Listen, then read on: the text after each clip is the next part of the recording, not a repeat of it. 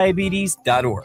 Life doesn't come with a remote control. Yikes! So you're on your own with the wasps. You have the power to take control of prediabetes. Visit doihaveprediabetes.org today. That's doihaveprediabetes.org. Brought to you by the Ad Council and its Prediabetes Awareness Partners. It's football season, so grab your friends and make Sky Bar and Grill your football HQ. Feel like you're in the games while watching our massive TV walls and large screen TVs. Enjoy all your favorite beverages and food options with your group and place your bets with a PFC Sportsbook to cash in. All with the friendliest service around. Get in the game at Sky Bar and Grill, located inside Prairie Flower Casino. Play longer, win more at Prairie Flower Casino, just minutes north of downtown Omaha. Must be 21, please bet responsibly. Deciding on a college with your high school senior can be a little overwhelming for parents. But applying for money to pay for it is simple. FAFSA, the free application for federal student aid, is now easier than ever with fewer questions and faster fill-out times. If you have a high school senior, now is the time to apply for thousands of dollars for classes, books, and housing. Get started, Nebraska, at dothefafsa.org. Sponsored by Education Quest Foundation. Aired with the Nebraska Broadcasters Association and this station. Hi, I'm Ryan Blaney, a third-generation race car driver, and we dedicate a lot of our time to going as fast as possible. My grandpa Lou is the reason why my dad and I started racing, and I'm really proud to follow in his tracks. But when my grandpa was diagnosed with Alzheimer's, it was a very unexpected bump in the road for us. I've learned a lot on this journey with my grandpa Lou, and the memories of my grandpa will always be with me. It's important to notice if older family members are acting differently, experiencing problems with their memory, or having trouble with routine tasks. Talking about Alzheimer's can be really tough. But if you notice something, have a conversation with your loved one. Encourage them to see a doctor or offer to go with them. Early detection of Alzheimer's can give your family time to explore support services, make a plan for the future, and access available treatments. The Alzheimer's Association provides care, support, and research to help you take control of the situation with your family and manage the disease together. If you or your family are noticing changes, it could be Alzheimer's. Talk about seeing a doctor together. Visit alz.org/time to talk. A message from the Alzheimer's Association and the Ad Council. Howdy, Greg Wagner joining you from the Nebraska Game and Parks Commission, and time now for another Nebraska Outdoor Update. Hey, time to get out of the house. Enjoy Nebraska's many state parklands on those nice days when we get them. Grounds are open for all kinds of outdoor recreation. You just need to bring your own water, have a current state park permit, and bring along some money for those camping fees if you want to camp out.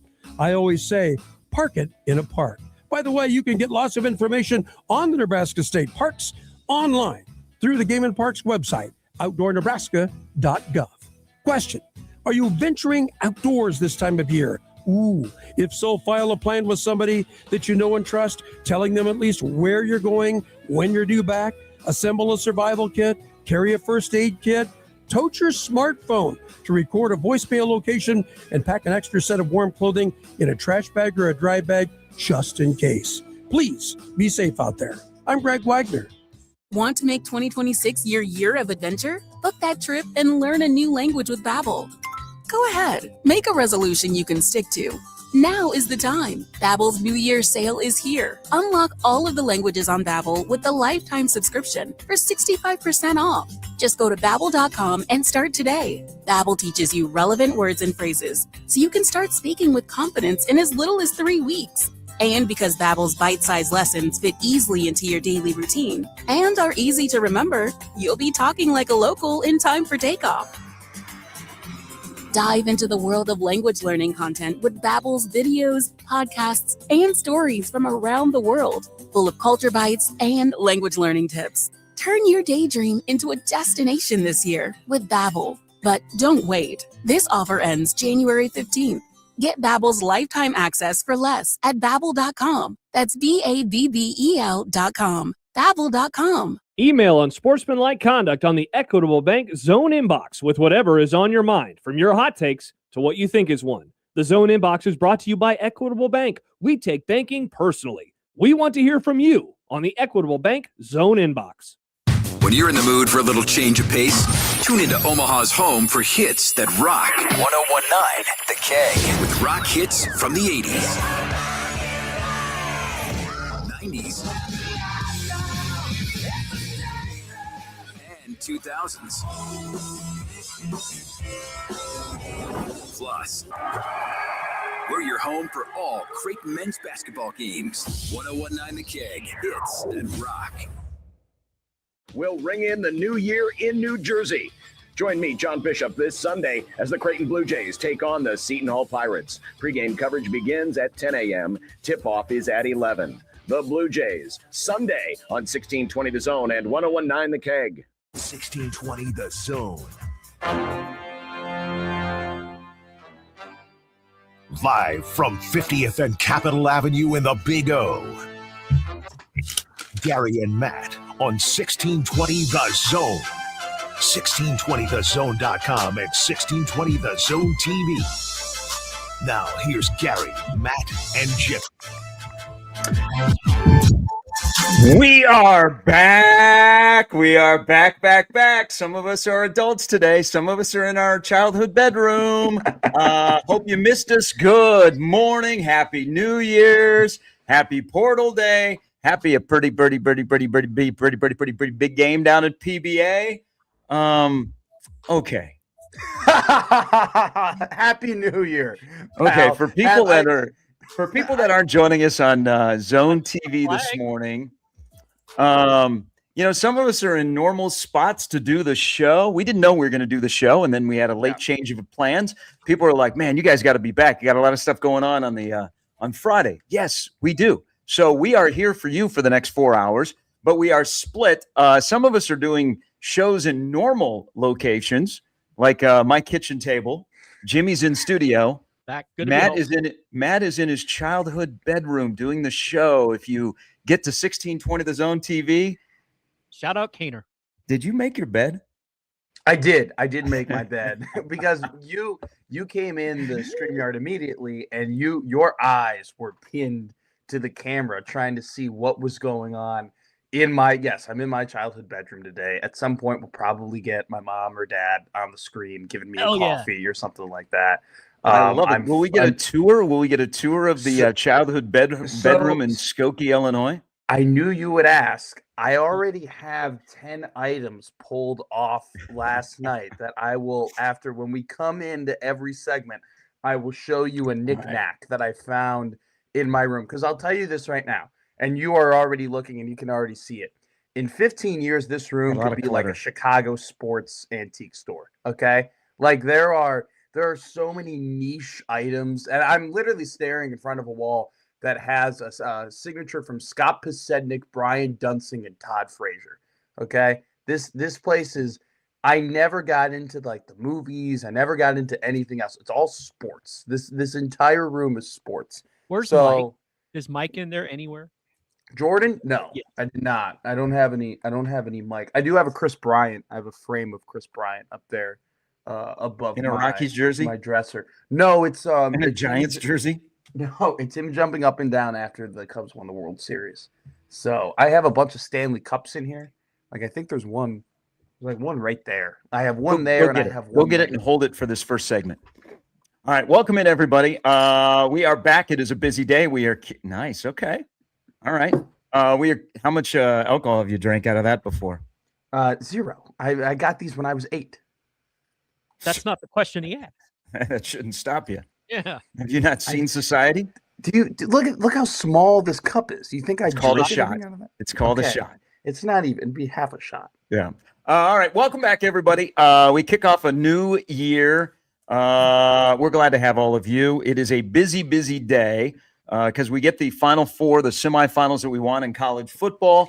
We're done with blue bloods. We want new people. So 3 first-time semifinalists are now on to the Final Four of college football, and embrace it because there are only 9 college football games left, including 4 bowl games today? Yeah. The Duke Mayo Bowl is today. Cincinnati takes on Navy today. I looked at that in the morning. I was like, that's a game I would like to watch. So it's quite interesting.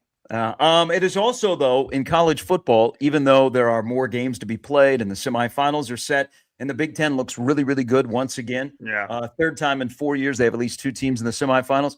It is Portal Day. It is a big day. It is when you get beat 44-22 in the Las Vegas Bowl, and you're like, 2025, never even knew about it. We said goodbye. What's going to happen in 2026? Today is your day. Over the next 2 weeks, chaos ensues.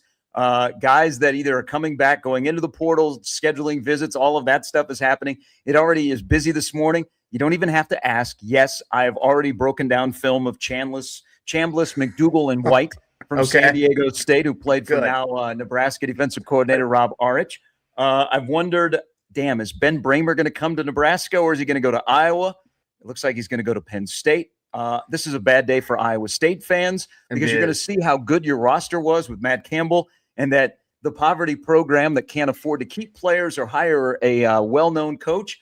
You got guys going everywhere. Nebraska is actually going to get a visit from one of them, Brendan Black, a right guard who started 30 games in Ames, is visiting today. He'll visit South Carolina as well. So it is portal day, kind of the wild world of college football. But we live in a world of upside downness that has not changed from 25 to 26.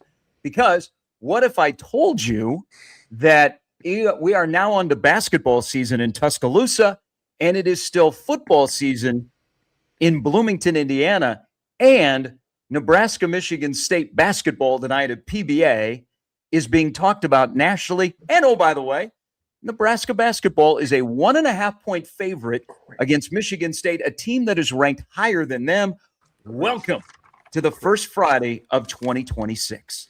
What if I told you that Michigan was playing a ranked USC and is favored by 21.5 points in basketball? What if I told you that? I would not be surprised. Michigan is an absolute wagon. They haven't. So I looked the best team in college basketball. Gary, they haven't lost a game. They haven't won a game by less than 18 points since November 14th.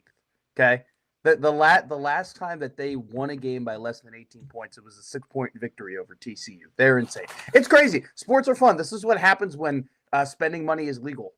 Things get even. Things get weird, right? Like there's nothing under the table. Everybody plays by the same rules now. So teams that you thought were, you couldn't really compete at one sport can now compete at that sport if they have good coaching and use the right resources the right way. It's crazy what happens when the playing field gets even.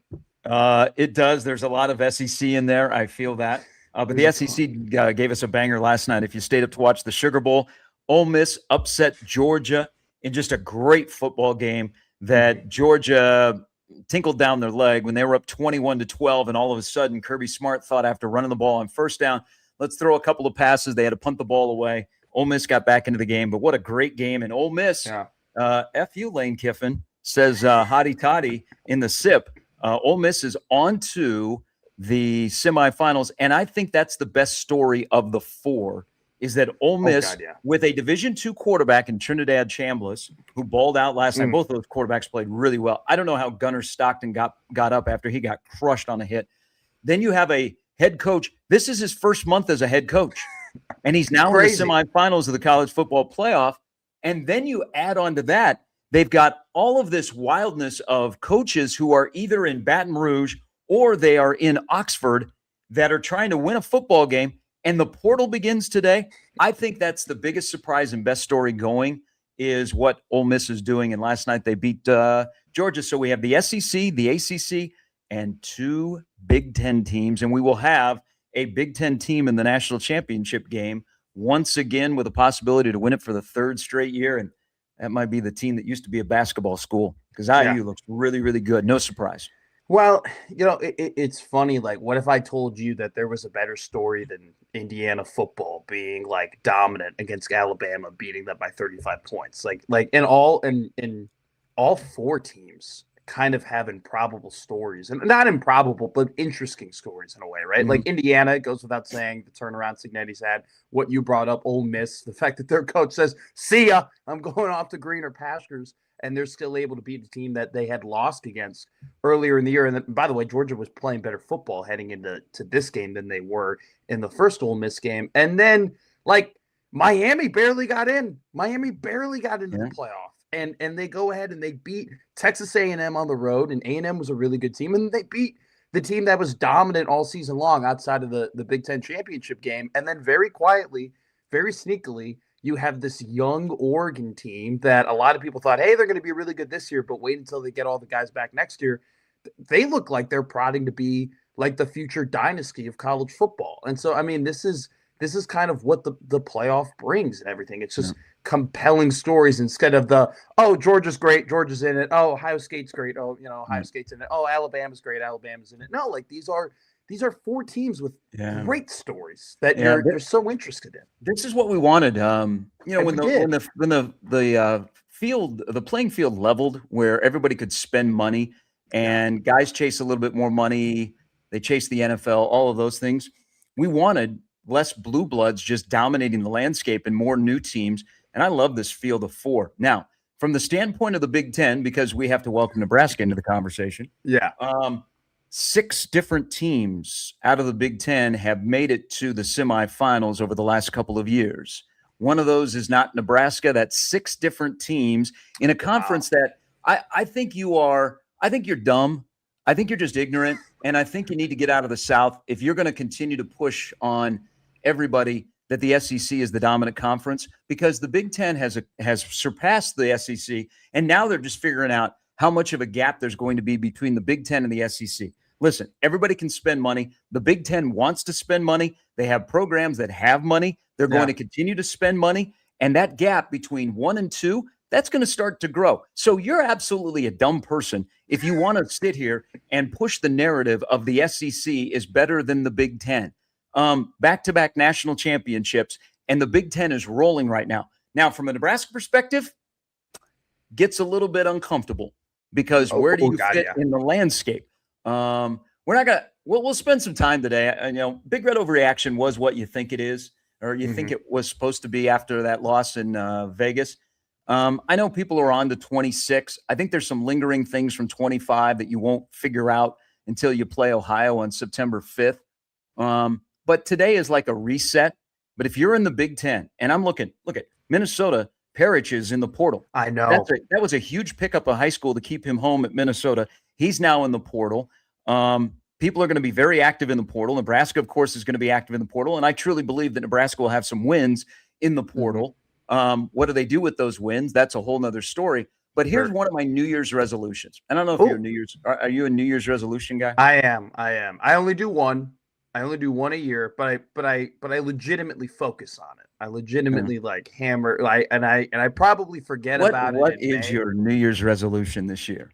Better health. I gotta get. Isn't that a given? Don't we all say that? But I gotta get back to working out, and I gotta get back to eating whole foods. And I fell in love with eating Burger King that was right next to my apartment, and I fell in love with going out and eating out. And you might be the only person that goes to Burger King these days. I'm telling you right now, Burger King's. No, you're not telling me. You're not telling me. Whopper Wednesdays. No. Whopper Wednesdays with a $3 Whoppers on Wednesdays are pretty great. And then on top of that, you can get a bacon double cheeseburger for $4.60. That's what do you have? The diet of the president? Gary, I thought you were about to say, why do you have it all memorized? I eat there way too much. Okay, I go there. You are single-handedly keeping Burger King in business, dude. I think I spent about. I don't see anybody that goes to Burger King's in Omaha. I think first of all, they all look like they're war zones. Right. They look terrible. I haven't been inside. I have not been inside that Burger King that I probably go to about 3 to 4 times a week. It's embarrassing how much money I spend there. It is, but it's great and it's cheap and it's tasty. Burger King is good. You got to have a Burger King burger. When was the last time you had a Burger King burger? Long time ago. You got to have, dude, it's good. No, I don't have to have one. Trust me, I don't have to have one. I'm not sponsored by them, but there's a reason why I keep going back. I'm satisfied every time I go. And also, too, the commercials during college football, they reel me in. They reel me in. That song, I pull in, I go, Whopper, Whopper, Whopper, Whopper, Junior Double Bacon Whopper. Yeah, that's a terrible New Year's resolution. Why is it terrible? I was unhealthy and I've gained 20 pounds. I need to lose weight. There's a reason why I grow my beard now. It's to hide my double chin. Okay. I'll support you in your quest in 2026. I was about to say too. You have been awesome in your health journey and your weight loss journey. I would expect support from you. All right, I will support you. We will walk 10,000 steps a day. Thank you. That's great. Actually, that's probably what I should be doing. So I haven't. I used to be involved with someone that like a big deal with their New Year's resolution. This is a long time ago, and their New Year's resolutions were. We would write them down on a piece of paper and then burn them and throw them in the toilet. I didn't know if this was a ritual or whatever, but at the time I was like, man, I'm just in love. I'll do whatever she says. I love it. So I don't know if that's something people do. Some I don't people have like a my have cousins like kind of do that. I don't have like a distinct New Year's resolution, but I do have one, and it kind of carries over from what I said the other day. So my New Year's resolution, and this will probably last until about 10 o'clock tonight in Lincoln at PBA, is I'm not going to let 18 to 22-year-olds affect my mood. Okay. Because I think in the world of sports, we let 18 to 22-year-olds and then 20 to 35-year-olds dictate our mood. And that's the whole fun of being a fan and having fandom and having your particular team that you root for and you get to know and you ride the roller coaster. So this may only last until later tonight, but I'm not going to let 18 to 22-year-olds affect my mood. But going back to 2025, and we have to discuss what happened in Vegas. Okay. Yeah. From this standpoint, I said, and I said it again on Big Red Overreaction, and I got some pushback. I'm not discounting that playing in that bowl game mattered. Okay. And it's all about your definition of what it matters. If you're a fan, if you're a player, if you're media, whatever. Okay. Every time you get a chance to play a game, that's a big deal. Okay. It's then what you do with it. But I said before kickoff on I don't even know what day of the week it is. Yesterday on the broadcast, I said it was Sunday on the basketball broadcast. What is today? Friday? Today's was Friday. The game? Wednesday? Today, Yes, the game was on Wednesday. Okay, so on Wednesday, I said it's a no pain day. Okay, I'm just going to enjoy it. It's ball. You only get 12 to 13 of these. I'm just going to enjoy the game because, as I have said on this show for the last month, my feelings on 2025 have already closed. Yeah. Okay. And I don't know why. And I got a lot of pushback because I said it was a no pain game, just going to enjoy it. Nebraska got embarrassed in the last 3 games were not good. But the last 2 games are the ones that are going to linger the most because Wednesday was very wonky. And I don't know. And it's not a good look. It's 7-6. Your optimism compared to 7-6 last year is completely different. Last year, we woke up on January 2nd and said, well, at least Nebraska has Dylan. They don't have Dylan, and they have the same record. And there's less optimism probably than there was a year ago. But did anybody expect anything differently on Wednesday? Did you all of a sudden after watching Penn State and Iowa and the changes that happened and the guys that weren't playing, did you and Utah is a really, really good team that even though Kyle Whittingham wasn't there, the guy that was already going to be their head coach just slid in. Their quarterback stayed outside of their 2 NFL linemen. I mean, did we really expect anything differently? The spread was 15.5. Yeah. Okay. I think that people wanted to see improvements on the offensive line and people wanted to see improvements on the defensive line because you brought in a coach that has more merit than the one that was coaching there before on the O-line in Jeep Wade. And you had Matt Rule with the backwards hat coaching the D line, being like, "Hey, I'm back to doing what I'm great at. I was a great assistant. I'm back to doing that." And so I think people wanted to see improvements on both of those fronts. No, nobody was expecting them to win, and nobody was expecting them to go ahead and have this big upset. And if they did, I think it definitely would have affected people's mood, and they would have been like, "Hey, there's more optimism." It would have been nice, but it doesn't erase when the games had your normal roster was playing what happened in those 2 games at the end of the year. That'll linger.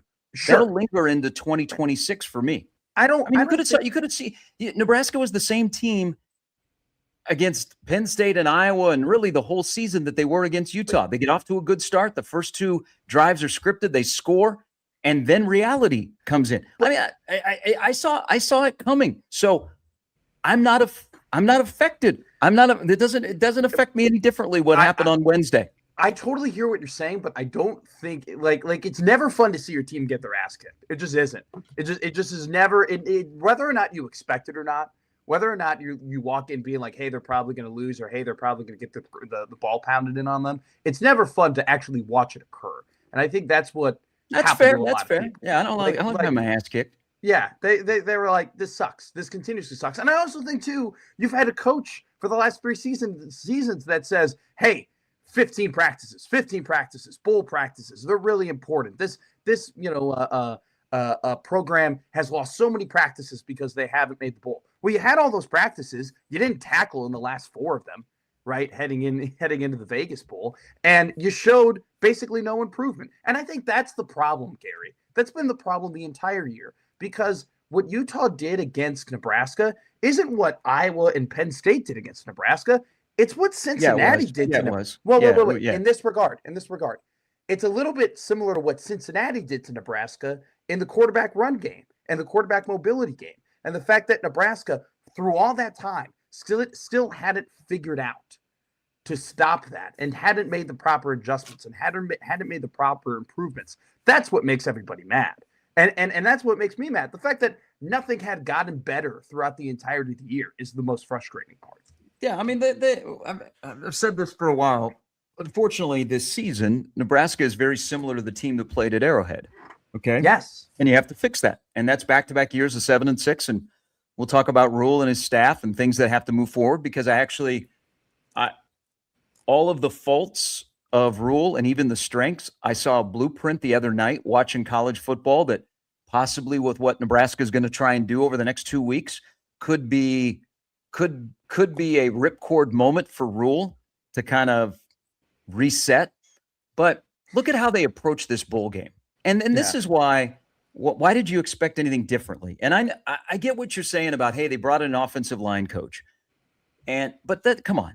You're expecting like leaps and bounds of not things to look different. They didn't have their starting running back. They didn't have Hunter. Okay. Just watch the football game. The last 2 games linger more. Now, you're going to be hit over the head in the entire offseason, and rightfully so. The last 3 games, Nebraska got outscored 121-48. But look at how Nebraska approached this bowl game. They went out there to have fun, okay, which they should. They should. It's a long season, and you get rewarded with playing in a bowl game. Go have fun. You know what? Enjoy the sights of Vegas. You get to go to Vegas compared to Shreveport, Louisiana. I'm glad they went out there and they had fun, and the head coach made sure that they had fun things to do. But they also practiced. But how are you supposed to look at this game when they were implementing already a defense of a guy that wasn't there on Wednesday in Rob Orridge, and that led to some of their mistakes. They had already started working on 26 and trying to have fun and play a game in 25. So I don't know why people expected anything differently. Now, the scary thing, using that same line, is all of the feedback that I have gotten and you've gotten and we've all gotten after that game, talking about a 7-6 season, is most people are like, I don't expect anything differently next year. I know. But today could be your day. Today could turn your mood around. One guy could say, I'm coming to visit Lincoln, and you're like, oh, I can feel it. Can I say this? That's the wild world of college football. It is. But I want to say this, and I think this is like the crux of the issue, because you're right. Like, there were 14-point underdogs, okay? You were a dummy if you bet on them, okay, to cover that spread. Dummy, by the way, right? Like, a lot of the things that happened against Utah happened as the year went on. And you're right. You expected it, and it occurred. But here's the problem. Every other team in the country goes into some games and they go into some seasons and they expect one thing to happen and another thing happens and it's positive and it's good and they're surprised and they're shocked. And it's like, wow, they took strides I didn't think they would take. And wow, they won a game I didn't think they would win. And wow, they went up and they bucked up and they coached well and they played hard against a team that was more talented than them and they beat them. That happens everywhere across the country except for Lincoln, Nebraska. And it happens time and time again. And so that's the real issue with everybody, like a lot of people getting upset. You're right, Gare, okay? You've been following this team. You've been looking at this team. You shouldn't be shocked at what occurred. But I can only imagine the people who have been watching this product longer than I've been watching on this product, sitting on their couches, watching that ass whooping, being like, here we go again. Another time where I thought that they were gonna get beat, another time where they were playing a better team, and another time where they weren't competitive, and everything seems to be falling apart again.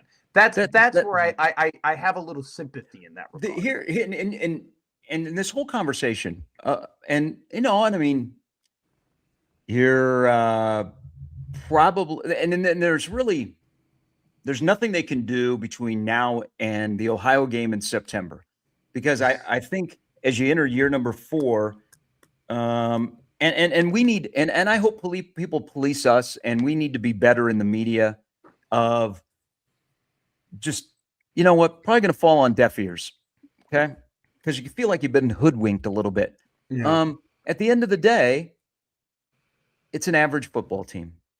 Okay. That was it. It's just that's the case this year. They were an average football team. And I don't want to play the what if game if Dylan doesn't get hurt. Well, they probably find a way to win 9. But how good of a football team they are. What happened on Wednesday is where Nebraska football is compared to a program like Utah, where Utah is 10-2 on the cusp of a playoff, and Nebraska is a 7-5 football team that beat 2 teams that went to a bowl game and have Houston Christian and Akron. That's just the reality. That's what this season was. And now you either have a chance to fix it with already identifying some of the woes and making changes with your staff, or what you do in the next 2 weeks, either retaining guys that you believe can move the program forward, or adding guys that can be difference makers. And so that one of those new teams out of the Big Ten that are making the semifinals, at some point it's Nebraska. The scary thing is, and this is all back on the head coach. And man, we got to stop trying too hard. Okay. We got to stop worrying about the image. We just got to coach ball. Okay. You're the football coach at Nebraska. That's the name of the title. We're done selling the program. You don't have to be a salesperson. All right. It's time to just focus on ball. Whether you want to, and find out what the identity of yourself is. Are you the frontwards hat or the backwards hat? But at the end of the day, we get into this conversation where Nebraska under Matt Rule, and he's not going anywhere. They're not going to fire him. Okay. No. They need continuity. That's the biggest problem. Well, they would benefit so much from continuity with coaches. And I'm not just talking about the head coach in the past history. I'm talking about position coaches. All right. They need continuity, and they just don't have it. But again, that falls at the plate of the head coach. We're about to have a conversation about the reality of the head football coach at Nebraska. Is he a stabilizer? Because he's done that. He has come in and he has stabilized the program. He's got high character guys. He's a great representative of Nebraska. Okay. And the bar is so low compared to the 0 that used to be in that role. Okay. Yeah, so Rule has stabilized the program.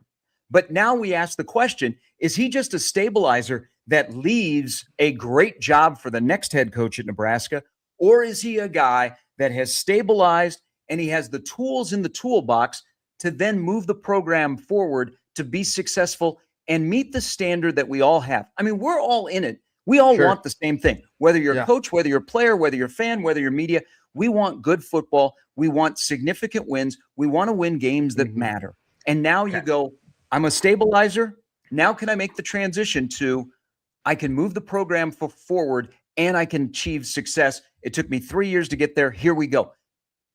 Don't know. And that's a really weird feeling going into 2026 with everything that is ahead of Nebraska, where they fit in the Big Ten and where they fit in the landscape of college football. There's a ton to unpack from what you said, and I was just throwing you darts. Well, and I think we will, because look, by the way, I pulled a G sharp, by the way, and I got a ton of notes here. There's a lot to unpack from what you said, and we're going to do that today. I just think, like, on your last point, though, it was like, is he a stabilizer? I'm done. I'm done in this regard. I'm done judging him based on things that happened before he got here. Like, we're over. I'm done with that. We're over with that. I did it for 3 years. You had your grace period. You had your time to, like you said, stabilize the program, to establish your program, to bring in good people, to get it to where you want to go.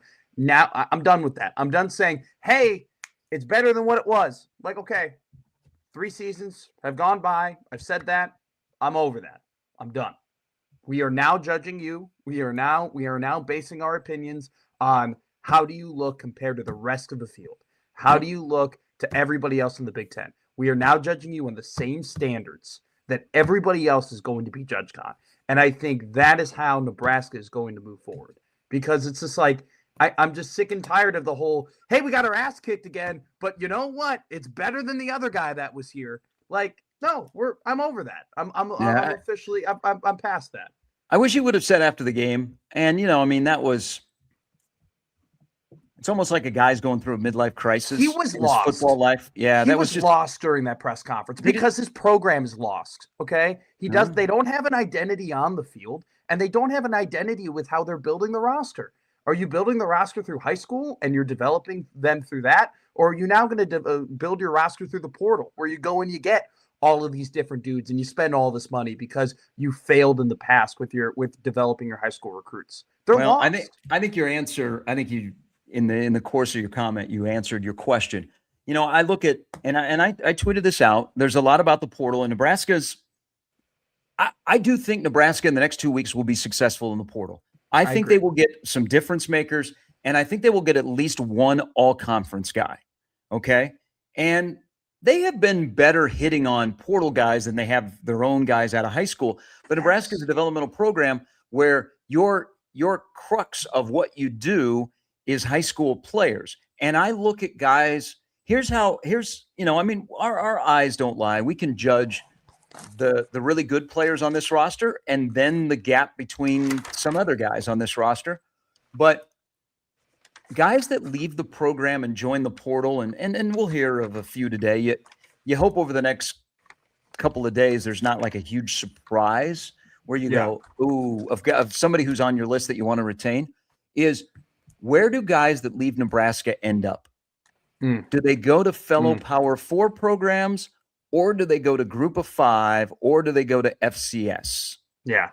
You know, that kind of gives you an insight on the kind of talent that is on Nebraska's roster. Well, it's funny too. You talk about like them failing at like doing developing their own high school guys, and they've actually had. And I've told people this. You go through; they've actually had a pretty decent hit rate in the portal. Like they've done. Yeah, the portal they've been good. I think 38 guys, and 19 have become starters. Yeah, but here's the most concerning part of this all, Gary. So I went back. Nebraska's had 13 guys who are 4 or 5 stars on their roster since Matt Rule got here. Class of 2023 through 2025.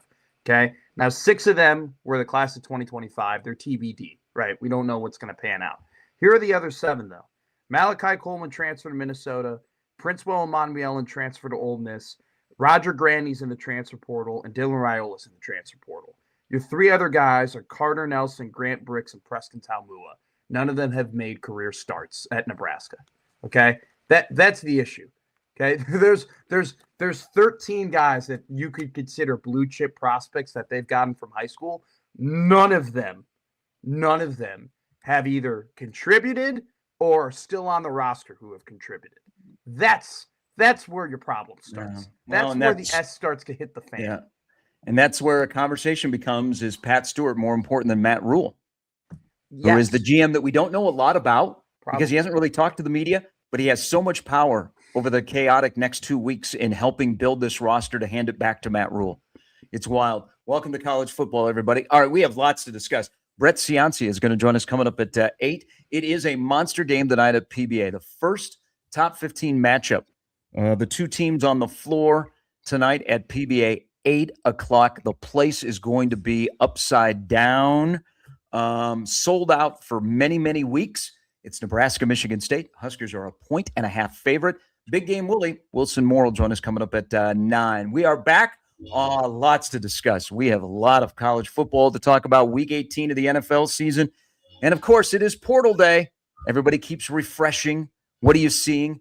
You've already broken down now film of Black from Iowa State.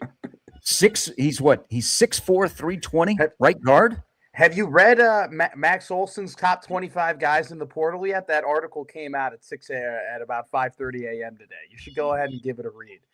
You know, they don't need a wide receiver, but I wouldn't mind Nick Marsh from Michigan State. He's a pretty good talent, man.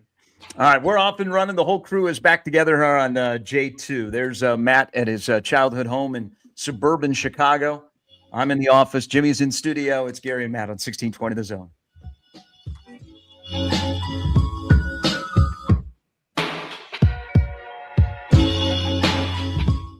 Big names, big games. We've got them all. 1620, The Zone. Howdy, Greg Wagner joining you from the Nebraska Game and Parks Commission, and time now for another Nebraska Outdoor Update. Hey, time to get out of the house. Enjoy Nebraska's many state parklands on those nice days when we get them.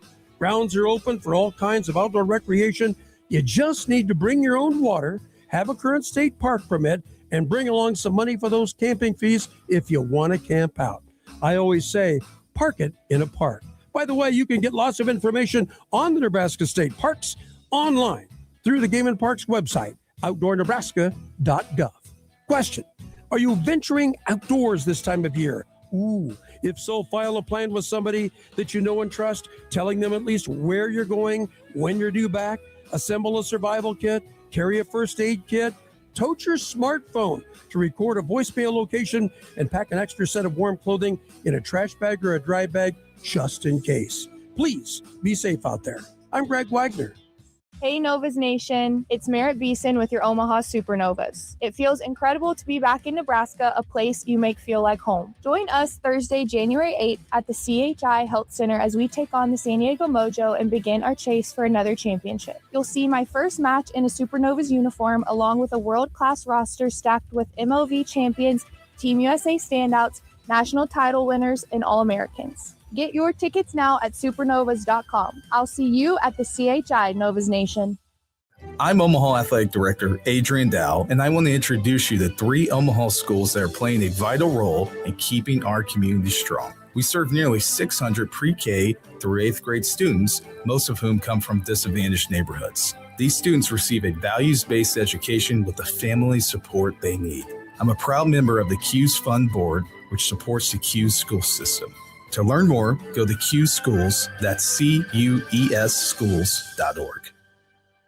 Gingrich Structures builds agricultural, commercial, and residential post-frame buildings designed to meet your needs. All built with superior craftsmanship and attention to every detail, from planning to completion. Your local Gingrich Pro will guide you every step of the way, helping you create a custom post-frame building you can count on for years to come. Visit GingrichStructures.com to connect with your local Gingrich Pro and ask about the industry's only 5-year workmanship warranty. That's GingerICHStructures.com. What is dedication? The thing that drives me every day as a dad is Dariana. We call him Day for short. Every day he's hungry for something, whether it's attention, affection, knowledge. And there's this huge responsibility in making sure that when he's no longer under my wing, that he's a good person. I want him to be able to sit back one day and go, we worked together, we did a good job. That's dedication. Find out more at fatherhood.gov. Brought to you by the U.S. Department of Health and Human Services and the Ad Council. Welcome back to Winter Hack Radio, the place for clever hacks to survive the season. Icy driveway? Well, try spreading sand or birdseed to help with traction. Snowy puppy paws? Well, grab a whisk, brush it off, done. Catch COVID-19? Well, just get... Actually, there's no hack for COVID-19. But if you test positive, prescription medications for COVID exist. Ask your doctor if they're right for you. Visit PfizerForAll.com to learn more. Sponsored by Pfizer. Running a business means wearing multiple hats. So if you're like me, you probably started out using your personal phone, taking client calls and texts nonstop. As my business grew, I needed something smarter. That's when I switched to Quo, the #1 business phone system. Quo works right on your phone or computer. No carrying 2 phones, no clunky landline, just one easy app you can try for free. Your team can share one number and handle calls and texts together like a shared inbox. Any teammate can jump into the conversation, so customers get faster responses. And Quo's AI assistant summarizes your calls and responds to customers 24/7, so you never miss a lead or opportunity. All this starts at just $15 a month. That's basically 2 coffees. You can even keep your current business phone number. Find out why 90,000 businesses trust Quo. No missed calls, no missed customers. Try Quo for free at quo.com/sports. That's quo.com/sports to try Quo free. QUO.com/SPORTS. When you're in the mood for a little change of pace, tune into Omaha's home for hits that rock. 101.9 The K. With rock hits from the 80s, 90s, and 2000s. Plus, We're your home for all Creighton men's basketball games. 1019 The Keg. Hits that rock. Gary and Matt are back on 1620 The Zone. And back with all of you. Happy New Year, everybody. We'll do this for a couple more days, and then we'll follow the lead of Larry David on Curb Your Enthusiasm. There is a window for, I think it's the 7th. You can say Happy New Year until the 7th of January, and then... I think I was doing it all the way up till February just to piss you off. And I think you were. And then it was one of our very first bits that then went nowhere. This is a signed signed New Jersey Nets Brooke Lopez trading card. I went to the game. So this was New Year's Eve 2011. Okay. Brooke Lopez was in his, I believe, his second or third year as a New Jersey Net, and I put the card right over. He grabbed it. He signed it. He personally signed it. It's right there. It's kind of fading. Can you guess to me, both of you, who the star player of the New Jersey Nets was at the time? Because Brooke Lopez wasn't the guy yet. There was a shooting guard / small forward that Was later. Vince Carter still? No, he's no longer in the league. He played on the Dallas Mavericks. It was actually a pretty good Dallas Mavericks for a couple years after he was a New Jersey. Chris Humphries. Not Chris Humphries. He was playing next to Lopez, though, in the game. Is Darren Williams still there? No. Devin Harris. You guys remember Devin Harris? Oh, Yeah. He played at Wisconsin. Yeah. He went through the other tunnel because everybody was waiting to get his autograph and stuff like that. And he went through the other tunnel at the United Center to avoid everybody. And then he flamed out because he's not a good guy. Okay. That's gonna happen. By the way, I have a whole host of trinkets over here that I'm just gonna pop every segment. I'm just gonna pop in and just show you one. We have some good ones. We have some weird ones. So strap in, baby. We are broadcasting from literally. I slept here from the age of 4 to now. Okay, this is my room. This is my place. Any of weddings. Hey, so you didn't make your bed this morning. People, again, that are watching on The Zone, Matt's in his childhood bedroom in Chicago. You couldn't make the bed? I did make the bed. Look, it doesn't look made. You'd be kicked out of the Army. It is. Yes, I would be, dude. You think I would last in the Army? Care. You've sat next to me for a whole year, 4 hours a day. How do you think I would do in the Marines? Pretty damn terribly. Well, now we've taken a step up. You just stick with your day job.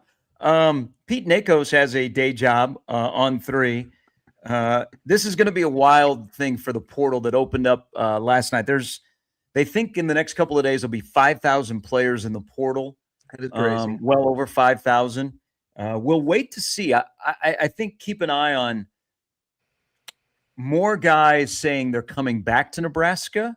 You just don't want that surprise where a guy that you're banking on to be a core of next year says, peace, I'm out. But as Dana Holgerson said, the quarterback dominoes are going to fall pretty quick. And it appears, according to Pete Nakos, that Nebraska has one of their quarterbacks. He is crystal balled Kenny Minchey, who lost the battle at Notre Dame in the fall to C.J. Carr to be the starting quarterback. He's been attached to Nebraska for a while. He is projected from Pete Nakos to be Nebraska's addition at quarterback. Yeah, he's a former 4-star. I haven't watched any of his tape, but he came out of Tennessee. Well, we'll see. I mean, it's one of those things where he was a highly heralded prospect. He's a talented guy, much like TJ Lateef is a talented guy, and they both don't have a ton of experience, which is fine, which is, I think, what you're going to probably have to do. And you and I have had extensive discussions about they probably are better off spending less on the quarterback position and spending more on other positions of need that they have to go ahead and invest in. Does it give me any solace that the guy that they're getting, his claim to fame is that he lost a quarterback battle to a really good quarterback? No. But according to reports, it was really close. Like he was right there to becoming Notre Dame's quarterback. Do I love it? God, no. Is it better than the alternatives or whatever those alternatives might be? Probably. He's talented. He's a talented guy. It's not as if Nebraska has exceeded or succeeded at developing the quarterback position, regardless of how much talent is there. But it's the game that they're going to have to play. It'll be interesting to see how he develops through camp. So this is Pete Nakos reporting this. So 3 years at Notre Dame, 212 yards, 79.3% passing. Another guy that has connections in Nebraska because Nebraska recruited him, went to Ohio State out of Sioux Falls, Lincoln Kienholz, who very similar. I think he was at Ohio State for 3 years, didn't play a ton. His most action he saw was in that weird bowl game that Ohio State played against Missouri. Yeah. But he's got a connection to the Hausman family, which is a big construction company in the state of Nebraska that has done many, many projects, including, I believe, that they were in charge of the football facility. So that's his connection to Nebraska outside of being recruited by the previous staff out of high school. So we'll follow this. I think Nebraska, I've said Nebraska will get 2 quarterbacks to create competition for TJ Lateef because there needs to be competition, but they all might be like very similar in terms of their experience, and then just let them battle it out in the spring. But again, Pete Nakos is reporting that Kenny Minchey, he is projecting Kenny Minchey from Notre Dame will be Nebraska's first, I guess, official portal pickup at quarterback. Do you know who, if I were a quarterback who lost a really close battle in like 2012, I'd be pissed. I'd be like, you kidding me? I was like, I lost a battle to Matt Leinart in 2004. I was real close to becoming the USC quarterback. Nowadays, that'll pay you over $1 million. Yeah. Nowadays you lose a close quarterback battle, man. You have all the leverage in the world. Oh, you do. Apparently. You do. I mean, that's wild. I mean, wild. it's except for guys like Tristan Gebbia, who lose a quarterback battle to Adrian Martinez, and it doesn't work out so well for him. Like last night watching the Sugar Bowl, is the balance between this day and age of college football where more people can spend money and they're more of a level playing field, and the ones that spend wise money and are elite evaluators and are hit out of the portal, plus you mix in their high school class. Last night, that matchup was the balance of Gunnar Stockton against Trinidad Chambliss. One guy that was developed out of high school at quarterback at Georgia.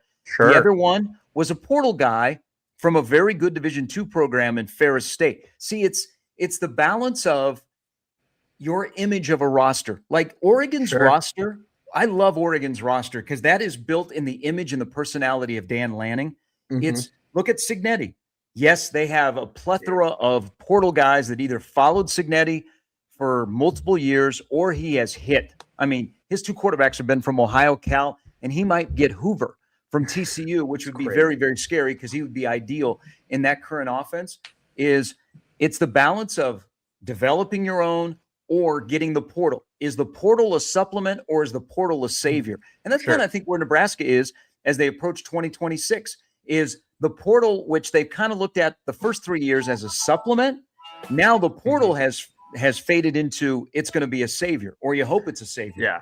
Well, you look at Indiana, Omar Cooper was there before Cignetti got there, and Becker was a high school recruit, their tight end. But then you look at their O-line, Coogan came from Notre Dame, and their left guard came from Wisconsin. And so and then you got all the JMU guys. Another thing I thought too, Gary, was yesterday you saw 2 quarterbacks who were the erasers of mistakes. And Nebraska, over the last 3 years, their quarterback hasn't been the eraser of mistakes; they've been the maker of mistakes. But I think but I think, and we got to go quickly to break here. Yeah. I think Nebraska's best course of action moving forward is to have a quarterback that doesn't have to be good every day, because there are so many other things that are good that if a quarterback has a bad day, it doesn't derail you. And that's just a good team. You're totally right. I look at Iowa. That's what Iowa is. All right, 1 in the books, another hour to go. We'll dive into some basketball. Huge game tonight, Nebraska and Michigan State. And, of course, the college football playoff 4 is set, and it has a Big Ten feeling to it. And Alabama got beat by a team that played like Alabama and got beat by one of the most famous Alabama football players of all time yesterday. I'll tell you about that when we come back. It's Gary and Matt with Jimmy on 1620 The Zone.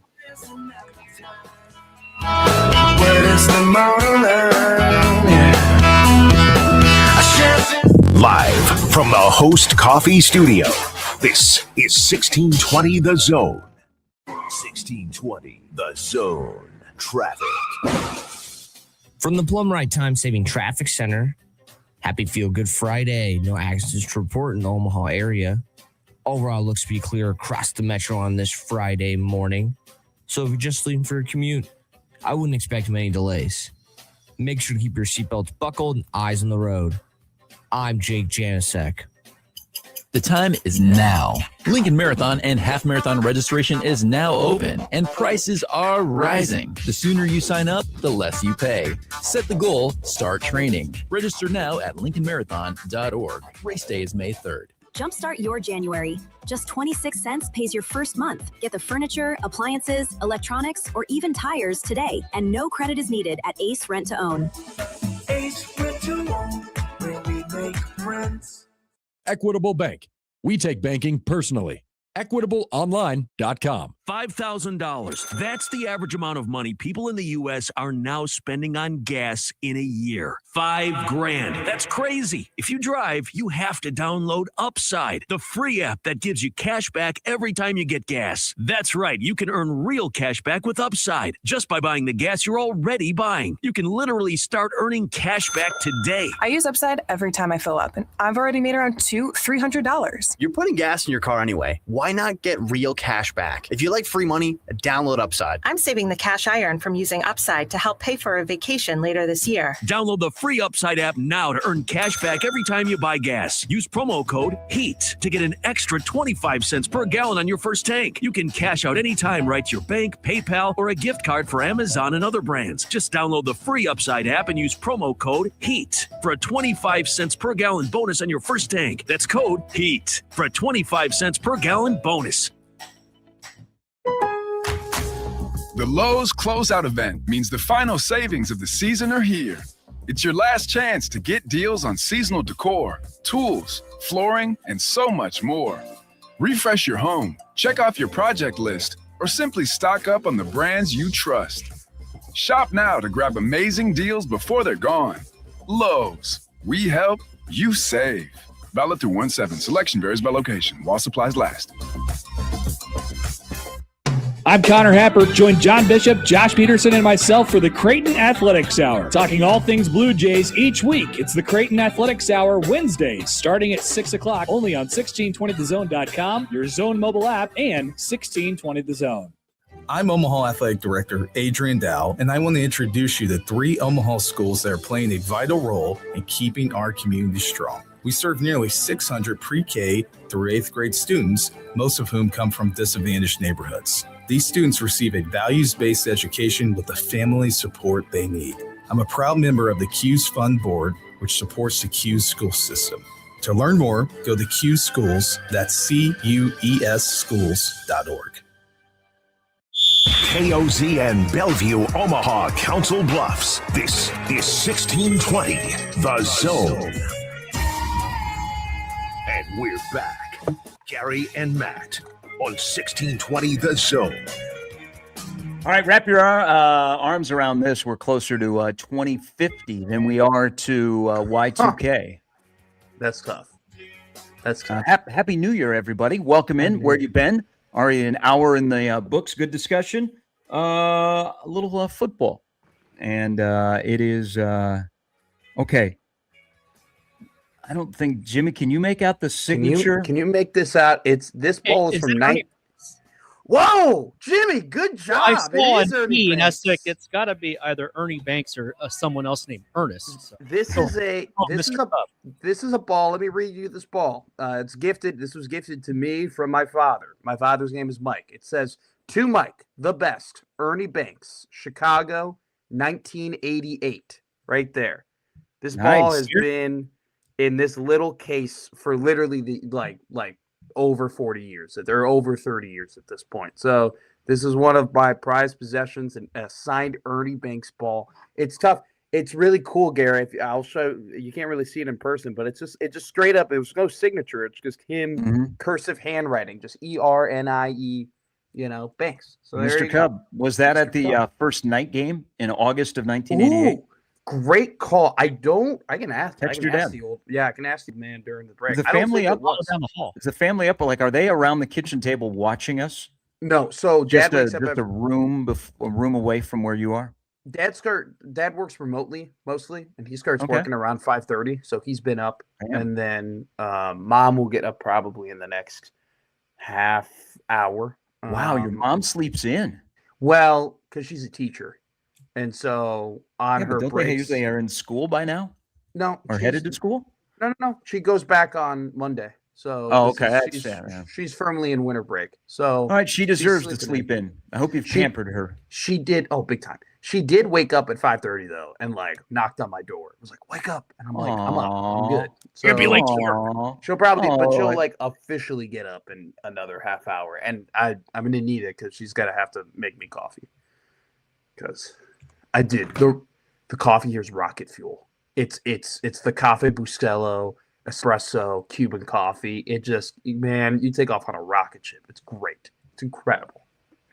All right, for people that are watching on Zone TV, you'll get to see Matt's childhood bedroom all show long. We're here until 10 on the second day of January. Big game in Lincoln tonight for basketball. The biggest game of the year in 2026. Nebraska and Michigan State. Huskers are a 1.5 favorite. I was thinking about this during the break because in my home studio, I have multiple TVs on. And so Saban is on this morning. Mm-hmm. And people are like, well, he got out because the game was changing. Do you think he also got out because he knew what this new system was when it comes to the playoff? Think about this. In the first 2 years of this particular playoff, only one team that has won a conference championship game has made the semifinals, and that is your Hoosier daddy, Indiana Hoosiers. Everybody else that won their conference championship game, they have not made the semifinals. Now, you know the stat about teams that have a bye. Indiana's the only one that's won. Now 1-7. I don't think you can overlook the fact that that's a big thing about teams that play a week before compared to teams that have a layoff, especially at the beginning of the game. Because I think all 8 teams, or definitely all 4 teams covered in the first quarter yesterday that were not coming off a bye. But you look at the slow starts for teams that have been off compared to teams that have played in the opening round. There is a discussion. So we'll tweak the playoff on January 23rd, and they'll add 16 teams, and maybe we'll get more home playoff games so we don't have empty seats like we had in Miami on that terrible track of a field that Oregon and Texas Tech had to play on. But do you think Saban looked at the system and said, I'm not going to be able to rack up titles as easy as I was in the past? So that's another reason why this is a good time to hand it off to Kellen DeBoer, who may be handing it off to somebody else next year. So great question. I think so, because in the longest season that Nick Saban would typically have to play, you play 14 games, right? You play your 12 regular season games, then your conference championship game, then your bowl game, right? And that kind of just decides it, right? And then when they added the playoff, you added a 15th game, right? Because you played the 4, then you would play the final. Now, if you go ahead and you play a conference championship game and you lose a conference championship game, you would have to play 17 games to go ahead and win a national championship. That's a lot. I think an old school guy like that, who's was in all of these eras, all these different eras of college football. We talk about it. Nick Saban lived through it. I think he definitely was like, I don't want to play 7. I don't want to play 17. I don't want to coach 17 games in a season. And then, by the way, through getting ready those 17 games, I have to go and recruit other players from other teams to be on my team next season. And then at the end of that, all my guys go. No, I don't think he wanted to do that at all. Yeah, and then I also think it pains him. Not only, I believe, watching a lot of football over the break in college, I thought this for a while, and now it's just been hammered home. If you look at the 4, and by the way, the 4 semifinalists, this is going to be new because nobody's heard this yet. They all are Saban disciples. Yeah, we're the first to tell you that. You have not heard that yet. If you've been on Twitter, there's no way you saw it. No, absolutely none. This is where you come to get your information. And by the way, it's not like McAfee's going to have a whole half-hour segment on it today about how great his best pal Saban is. You know that's coming. But Saban, just reiterating, he's the greatest college football coach of all time. All 4 head coaches in the semifinals are disciples of his. Do you think it? And I look at that Oregon, Dan Lanning, and I actually got to see Oregon practice last week when I was in Eugene. Yeah, that's cool. Man, is it great? Scary. They're scary. Not just watching them practice. They have everything there. Yeah. They are building an indoor facility that's going to look like a spaceship, that inside of their practice facility, they will be able to create weather and also create crowd noise. What? They actually will be able to create fog and mist inside of their practice facility when it's done in 2027. Everything you've ever heard about Oregon's facilities, it's absolutely true. It's like jaw dropping. By the way, I found us a place to do the 1620 The Zone house in Eugene. Hell yeah. Nebraska plays out there. Great work. I like Eugene. It smells weedish. I like the vibe in Oregon. They got good coffee. They got Dutch Bros, all of that kind of stuff. So I found us a place, by the way. Thanks for doing the look scout. Look at like yesterday, Oregon went for fourth down 8 times. Kirby Smart, not really that guy. He made some really weird fourth down decisions. I look at Mario Cristobal. He's an offensive line guy. I look at DeBoer. I think DeBoer is a nice guy. His team disrespected him by quitting in that game. Your football team and the way you construct your roster is an image of you. Yeah. And if you are all over the map, your roster is all over the map. But if you have a good sense of who you are, your team reflects that. Okay? Look at the attitude of Oregon. They have confidence. They have swag because their head coach does it. And he fuels their confidence by going for it on fourth down. Now, it doesn't always work out.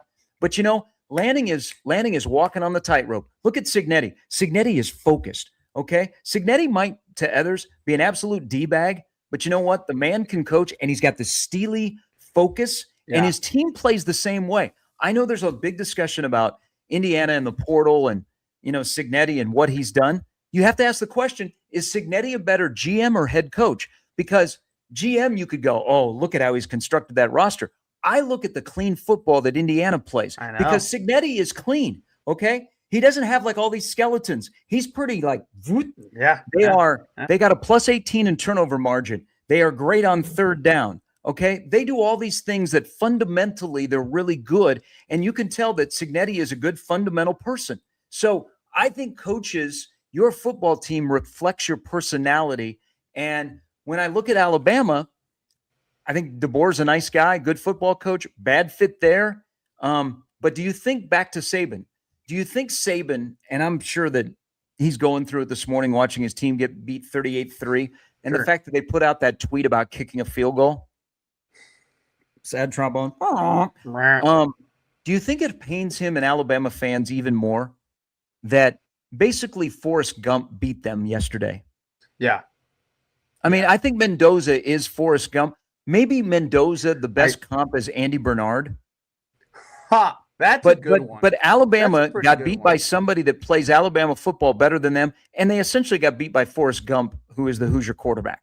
I think Alabama got hit really, really, really, really hard with the dose of reality. Like, I think for years, there have been people like you and people like me who have been telling them, hey, now that the Midwest teams can actually spend money on players, we're coming.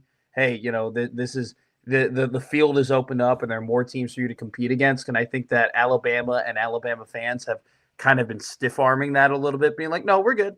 No, we're still Bama. No, we're still this. We're still the brand. We're still great. And then yesterday when they got beat 38-3 by a team that has been constructed not almost entirely, but like really a lot through the portal, I think they got hit by like, it don't matter what we did anymore. Well, it does not matter.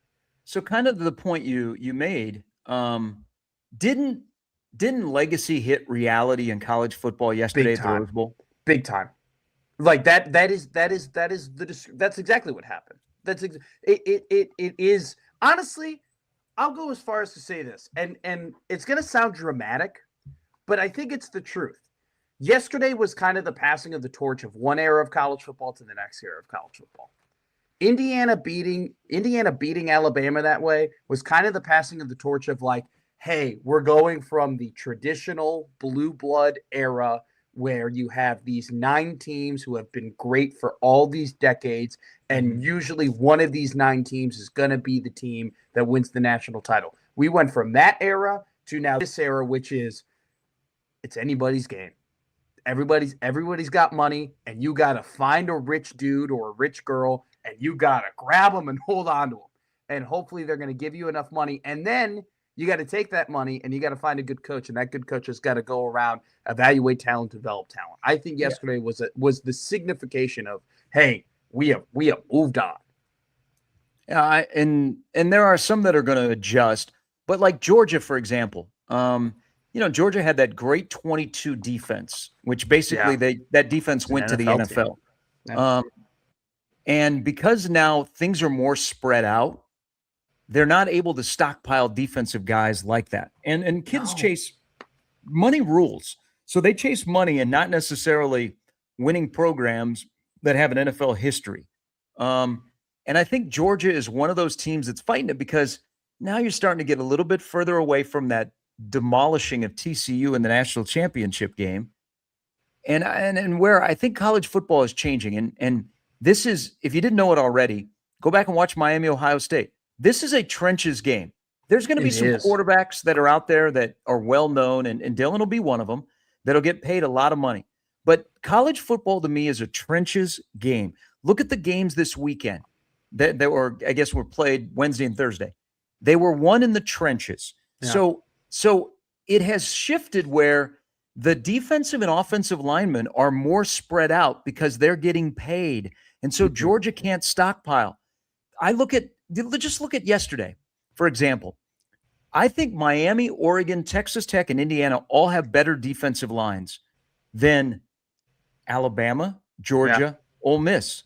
That's how things are changing. And then you go to the offensive line. Look at defensive line game in the trenches. Yesterday, I watched Georgia.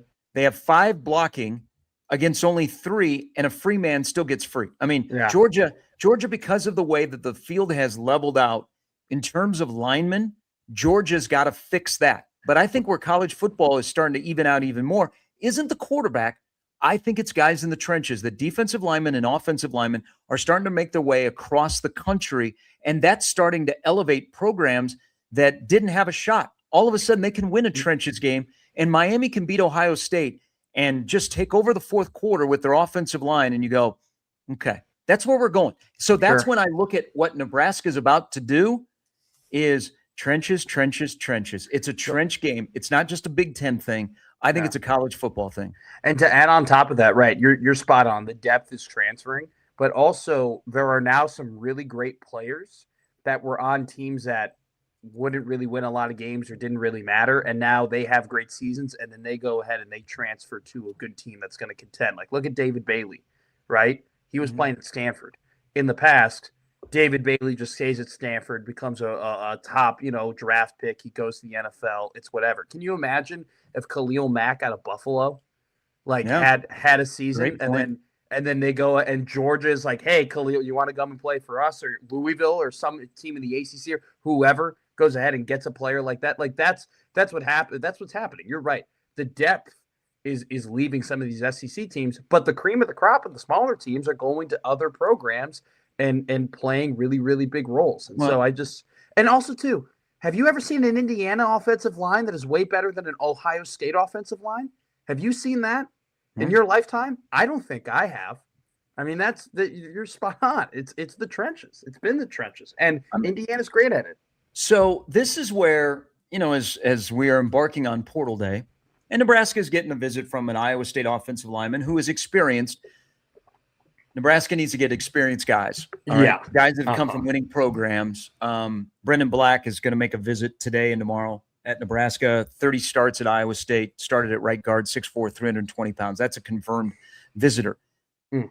This is going to sound crazy off a 7-6 season, but I think Miami showed the blueprint to some schools that are closer to Miami than Nebraska is. But I look at the U, and they're never going to be back to being the U. No. And Mario Cristobal still has some weird in-game stuff. But they've been able to do something in Coral Gables because they have people that care about their program, that want to see them get back to being the U.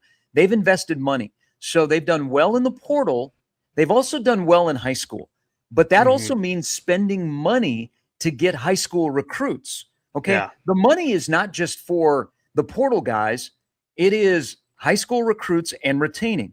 But if you're looking at a blueprint to a path to turn things around quickly, and we're talking about the trenches, Miami kind of gives a Matt Rule, there you go, if you can get to that level. Because Cristobal is not a great in-game coach, but he has stockpiled talent, and he's also focused on his number one position group. Cristobal is a former offensive lineman. Yeah. Okay. Yeah, And he said, that's my strength. I know offensive linemen. Let's go and get high school and portal offensive linemen. Go back and look. The fourth quarter. Now, granted, there was a holding call that was pretty big in that game. There's also a face mask last night in the Georgia Ole Miss game. Ridiculous. Jesus. That was some bad officiating. That's terrible. And the PI, I mean, the PI was kind of PI, but like I've seen way worse. Worse not called. But look at Cristobal said, okay, it's a trenches game, and they've got, and by the way, I'm talking myself into drafting Bain at 9 for the Chiefs. What do you mean talk yourself into? Do it. Because I think we can go running back in free agency. That's way down the road. Yeah, that's way better. But Cristobal is an offensive lineman, so he said, that's my strength. Let's build that strength. And I look at the fourth quarter against Ohio State. Miami's offensive line took over that game. And despite the roller coaster that Carson Beck is, and it's pretty cool, in the semifinals, we have a quarterback that is Forrest Gump, and we have a quarterback that is Sid the Sloth. Yeah. Okay? That are playing on 2 of the 4 teams. That's your blueprint. If you can't be good in game, build your trenches, and you control the game in the trenches. Look what they did to Texas A&M. Look what they did to Ohio State. And if you're looking at a blueprint when you're not great in game, I'm spending, the next 2 weeks, I'm spending defensive line, edge rushers, offensive line, linebacker. Those are my 4 that I think Nebraska has to attack. I was reading, I think it was a Nakos. I get the Pete's confused, whether it's Thamel or Nakos all the time. Like, I don't know if I'm reading a Thamel or a Nakos. Like, I forget. So I was reading one of the Pete's. I don't remember which one. But it was the article, I think you read it too, of like what each position group is going to cost, right? Yeah. And I think the market right now is incredibly inflated in terms of how much you're paying a quarterback compared to what you're paying tackles. Because, you pay like Trevor Lawrence $55 million, right? And he's top of the quarterback market and stuff like that. Mm-hmm. You're not paying a top tackle 4 times less than that. You're paying a tackle maybe half that, right? You're paying a tackle anywhere from like 25, 28, in that kind of $30 million range. So I think you can, to your point, you can find some value right now in getting some D tackles and getting offensive tackles and stockpiling talent. And you could probably find some value in high school recruits as well. Because yes, the Jeremiah Smiths and the Bryce Underwoods and your 5 stars and your Dylan Raiolas are going to cost a ton. But because you have all of these other transfer portal guys, there's going to be some value in those kind of like mid, 4-star talent, in that 4-star talent group where you probably could get a better bang for your buck. And this is why you've alluded to it and you've said it.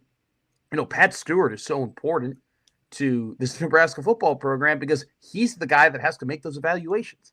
He's the guy that has to make those decisions. He's the one who is literally his job to choose that. So I think that you brought it up a couple of weeks ago. It scares the crap out of me that Nebraska is probably going to enter a season where they have one quarterback that has made 1 start and another quarterback that's made 4 starts. But for where this program is right now, I think they're definitely better off spending a little bit less at the quarterback position and trying to hit other key needs. So this might be I don't want to say a loaded question, but it might be a tough question on January 2nd to ask because you don't know what the roster is going to look like. I go back to Carson Beck. Carson Beck is good. He's paid a lot of money. He's not great. I don't think he's great. He's fine, but he's going up. He's going up draft boards. He has improved his stock. But and he made when he had to make a couple of key plays on Wednesday night against Ohio State. He did that. But I look at Iowa, and I'm kind of there's 2 major things about Iowa that I'm vibing if I'm talking Nebraska because I want Nebraska to be a development program and lean into it, and that's been Iowa's staple. Yeah, is Iowa can win football games. And they don't need a quarterback to be great. What is the stretch now? They have like 70-plus games where they haven't thrown for 300 yards. But yet during that stretch, I think they're 53-24. So what do? They win in the trenches. Miami didn't need Beck to be great on Wednesday night because they were winning up front. And I think Nebraska can do that.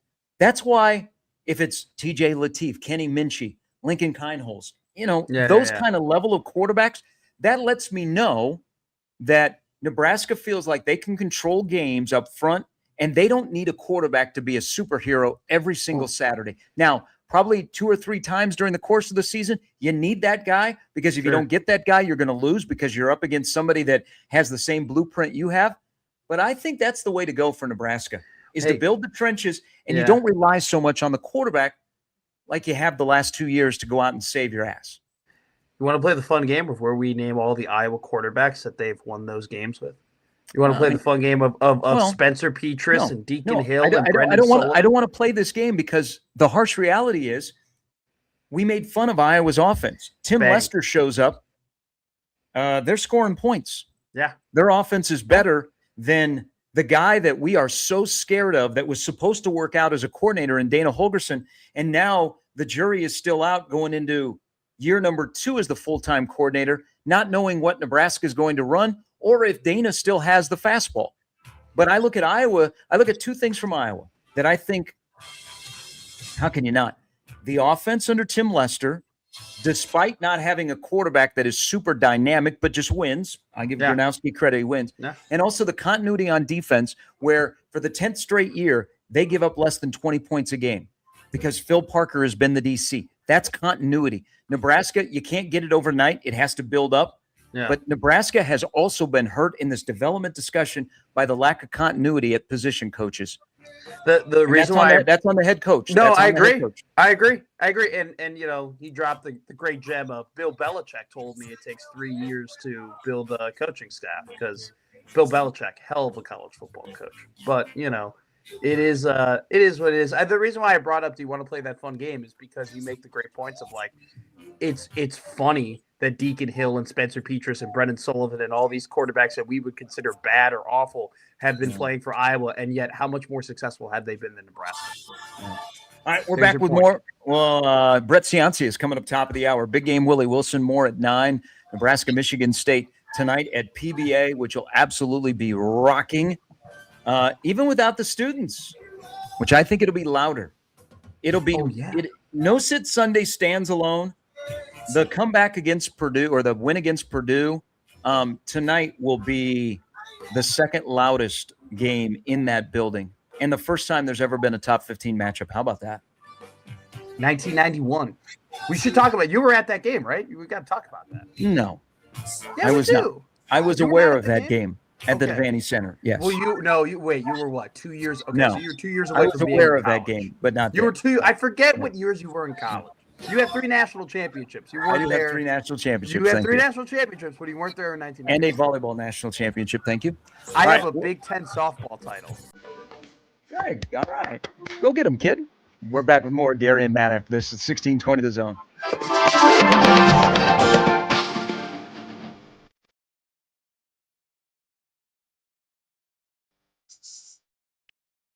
The Connor Happer Show. Topic alert. Who would play Andy Dufresne in a modern-day Shawshank Redemption? Josh is already casting the entire movie in his head right now. Is Leo too old? No, I think Leo might be just right. Sam says Andy teaches the warden how to use a VPN. Look, man, I can't get my MLB TV to work. I'm in Iowa. I just want to watch the St. Louis Cardinals. The Connor Happer Show. Weekdays from 10 to 2 on 1620 The Zone. Your Omaha area forecast from KETV Newswatch 7. Impact weather Friday with a winter weather advisory in effect for the afternoon and evening in the metro. Plan for cloudy, chilly conditions throughout the day with highs around 30. Potential for a light wintry mix mainly after 3 p.m., which could slick things up for the evening drive before changing over to light snow later in the evening. Snow accumulations less than 1 inch. I'm meteorologist Sean Everson from KETV Newswatch 7. 1620 The Zone. Traffic. From the Plum Ride Time Saving Traffic Center, Heads up, there's an accident reported at Highway 370 going eastbound by 144th. So be safe around that area. But other than that, it still seems to be pretty clear across the metro. So if you're just leaving for a commute, I wouldn't expect many delays. Make sure to keep your seatbelts buckled and eyes on the road. I'm Jake Janasek. This time-saving traffic is brought to you by Fernando's. Fernando's has gift cards. So get to Fernando's today, and for every $100 in gift cards you buy, you get a $20 card for free. Fernando's gift cards. Pick yours up today. Feliz Navidad from Fernando's. The Blue Jay Zone is brought to you by Chandler Conway. Have you been injured in an accident? You shouldn't have to fight with insurance companies or deal with medical bills alone. You need an experienced injury lawyer who'll protect your rights while you focus on healing. At Chandler Conway, our team understands the legal process and will handle your case with dedication. Our goal is simple: to secure the compensation you deserve. Call us today or visit chandlerconway.com for a free consultation. Don't face this challenge alone. Let us support you every step of the way. Through the non-conference portion of the schedule, only one player, Josh Dix, averages double figures at 12 points per game, but 7 teammates average between 8 and 9.5 points. The last time Creighton had just one player average in double figures for an entire season was 2014-2015, when Austin Chapman paced the Jays with 11.5 points. As CU embarks on the meat of the Big East schedule, players like Austin Swartz and Nick Graves appear to be on the rise offensively. While the scoring balance will likely continue, expect at least 1 or 2 other players to be in the double-digit club by season's end. When I was facing cancer, the treatment I needed wasn't available where we lived. But we found a home away from home for free with the American Cancer Society's Hope Lodge. Our American Cancer Society Hope Lodge brings people closer to their cancer treatment. Hope Lodge communities provide free lodging for cancer patients and their caregivers, removing financial burdens and improving access to the best care available. When treatment is far from home, there's Hope Lodge, Nebraska. Visit cancer.org. Want to make 2026 your year of adventure? Book that trip and learn a new language with Babbel. Go ahead, make a resolution you can stick to.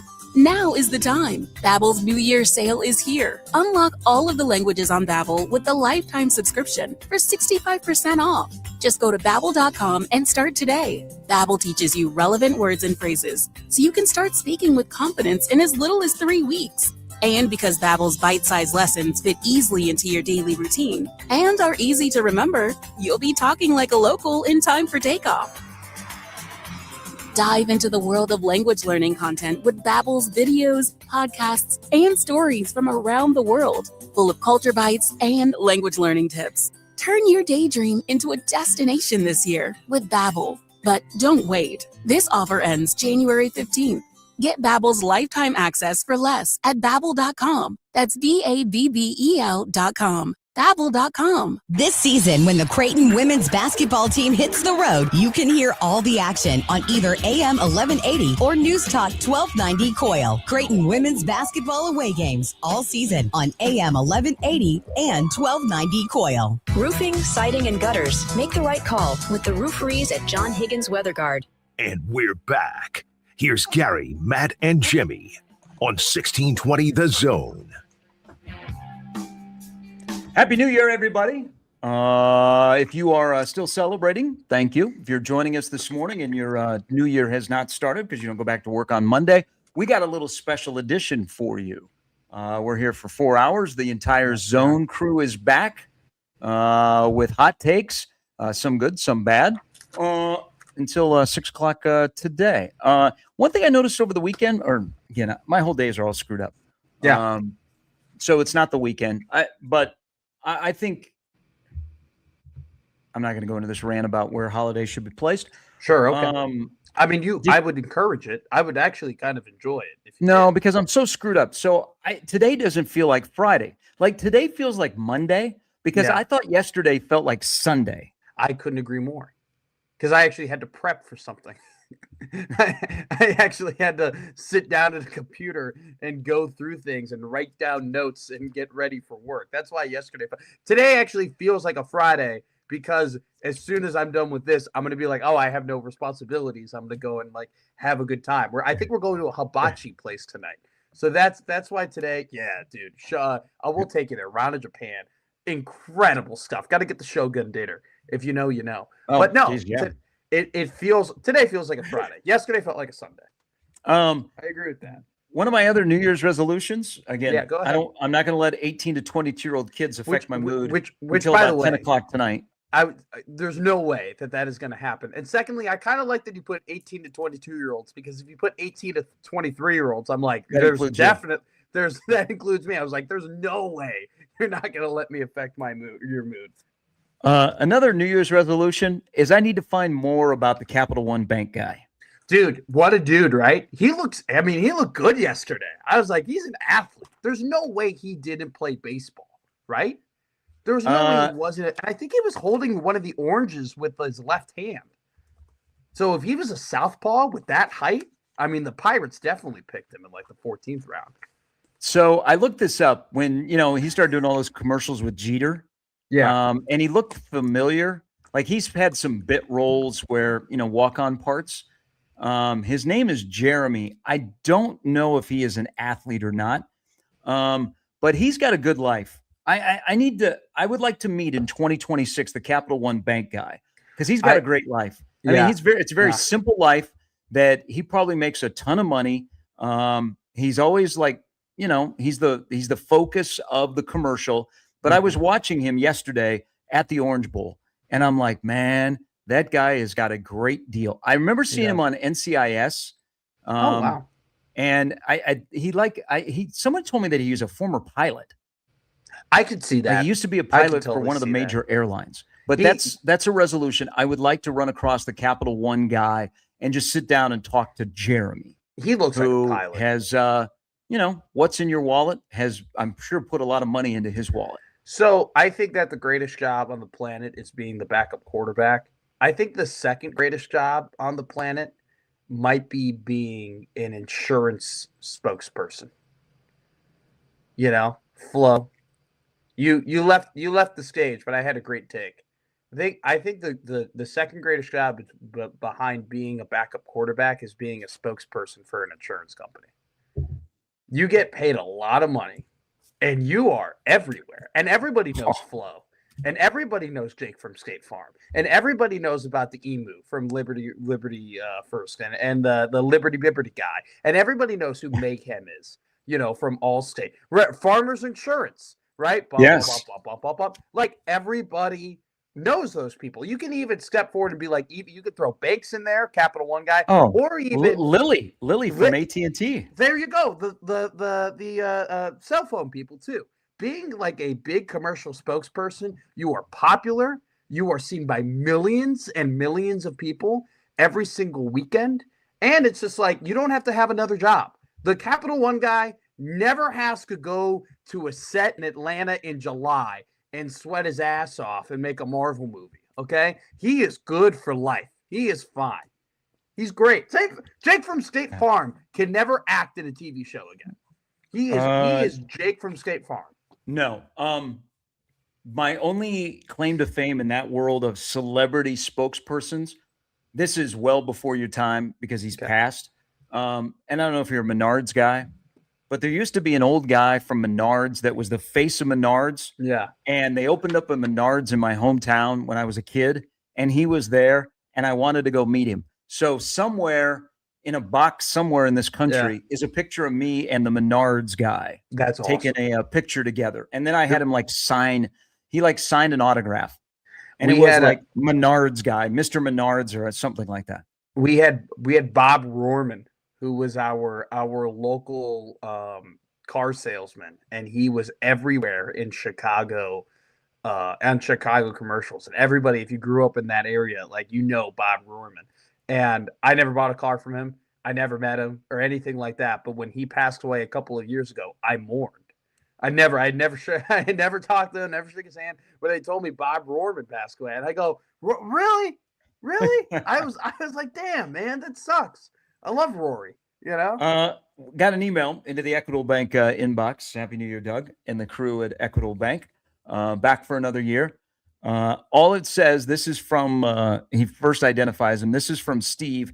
He goes, diehard Nebraska basketball fan. I will be leading the charge in the cube or in the rail yard tonight and then walking over to PBA. Can't wait, but I'm nervous. Tanks. Must be a big game between Nebraska and Michigan State. Tonight, to me, and again, Nebraska is a 1.5 favorite, between two teams that are, I would say right now on January 2nd, legit 3 and 4 seeds. I think Nebraska will end up as a 5 seed. By the way, Creighton will make the NCAA tournament. They will be a 10 seed. Those are my bold predictions to begin the season. I think they'll find a way into the tournament. The Big East being bad helps them big time. But Creighton's going to be in the NCAA tournament. So I think Nebraska will be a 5 seed. I think Creighton will be a 10 seed. But tonight is a legit, top 15 matchup. Yeah. Tonight also to me will be this, and this will be the toughest game that Nebraska's played by far this year, is the whole mantra of live by the 3 and die by the 3 will never be more apparent than tonight for Nebraska, because Michigan State, which has played in bigger games already this year, 4 games ago, they're on this 4-game winning streak, and that started after they got beat by Duke. So they've been tested a little bit more. And this will be the biggest test for Nebraska so far. And it starts off a month of January where I'll be fine if Nebraska goes 500. If Nebraska goes 4-4 in the month of January, I'll be fine with that. Yeah. Okay. Because I think that's some growth. Is Michigan State, they don't give up a lot of rebounds. No. They don't give up a lot of second chance points. Like tonight will be a physical, nice physical. There might be more physicality in this game than there was in the Nebraska-Michigan State football game back in October. But the live by the 3, die by the 3, because Nebraska is one of the top teams in the country that half their offense is a 3-point shot, but they also force the other team to take about half their shots from 3-point range. But if Nebraska doesn't make shots tonight from 3-point range, I don't know how many times they're going to be able to rebound misses. That's my fear tonight in this game. To put a number on analysis, Michigan State is clearing the defensive boards 80% of the time. That's top 5 in the country. Like they do not allow you to get second chance points. Now, granted, Michigan State doesn't take a lot of threes, but they are shooting 37% from 3. And you got Kohler out there, who is he's their leading scorer, 13 points per game. He hit a couple of threes against Kentucky, and I think the Fears pick and roll or pick and pop with Kohler is going to be a lot to handle. I mean, Nebraska's going to. It's great having Nate Lesnar as your assistant coach and like handling the defense, because you have trust that he's going to have a good game plan. And I do think too, I'm worried about the size, Gare, but Illinois was really big too. Like Illinois had 2 7-footers, and Nebraska was able to. I mean, Ivicic, there's Tomislav Ivicic. He had one of his worst games of the season against Nebraska, and he was getting fronted by Sam Hoiberg on a lot of possessions. So I think that they'll switch a lot, and they've handled some height and they've handled some physicality, and they've done a good job. But it's like the most impressive thing for me in the Illinois game was they got hit in the mouth over and over and over again, and they kept responding. Yeah. They ended up winning that game. They're going to get hit in the mouth tonight against Michigan State. I mean, Michigan State's going to go on a run, and are they going to be able to do it again? Oh, you know what? We're about to find out. We are, but Nebraska's legit. I mean, they are. Oh God, they're a good basketball team. They're an NCAA basketball team that has made it this far and has not lost, and now they face Michigan State. I actually think tonight, the importance of Nate Lesnar, yes. But this is a Fred Hoiberg game. Like, because I still get the sense that, and he really can't do anything until he gets to March and gets in the tournament and they win a game. There's not much you can do for some people between now and then. But you look at the body of work of late, Hoiberg has turned the corner, but there's still this hesitancy of like, well, last year, okay, I get it. But it's much better in the second go around, the first 3 years compared to the 3+ years that we're on now. So there's some hesitancy. I get it. It's fair because Nebraska hasn't been consistently in the tournament. And of course they haven't won a game, but tonight is like a Hoiberg game. Okay. He's going up against Izzo. Yeah. There is better talent over at Michigan State, but there's not a huge gap like there's been in the past. And Nebraska has beaten Michigan State in PBA before. Remember, they beat Purdue. Yeah. Now, they won 2 top 10 games. That was a couple of years ago. That team was also nice little NCAA team. But tonight is like a Hoiberg game. Okay, how he works the officials. I don't know if Kelly Pfeiffer is working. He worked the Omaha game last night in Brookings, and I asked him, and he wouldn't say. But how does Hoiberg work a game that's going to be a war? It's going to be physical. How does he work the officials? How does he deal with foul trouble? How does he deal with his bench? And then also picking the right time to, who's on the floor, because Michigan State will be the fastest team they've seen in terms of pace. They're going to get up and down the floor. So I think this is like a Hoiberg. Well, he had Hilton magic. Is there PBA magic? Because the place will be loud, and it's Nebraska's job to keep the crowd in the game. But like how Hoiberg manages the game with how he manages the guys that are on the floor and the flow of the game. If you're still thinking about an in-game, well, what is Hoiberg?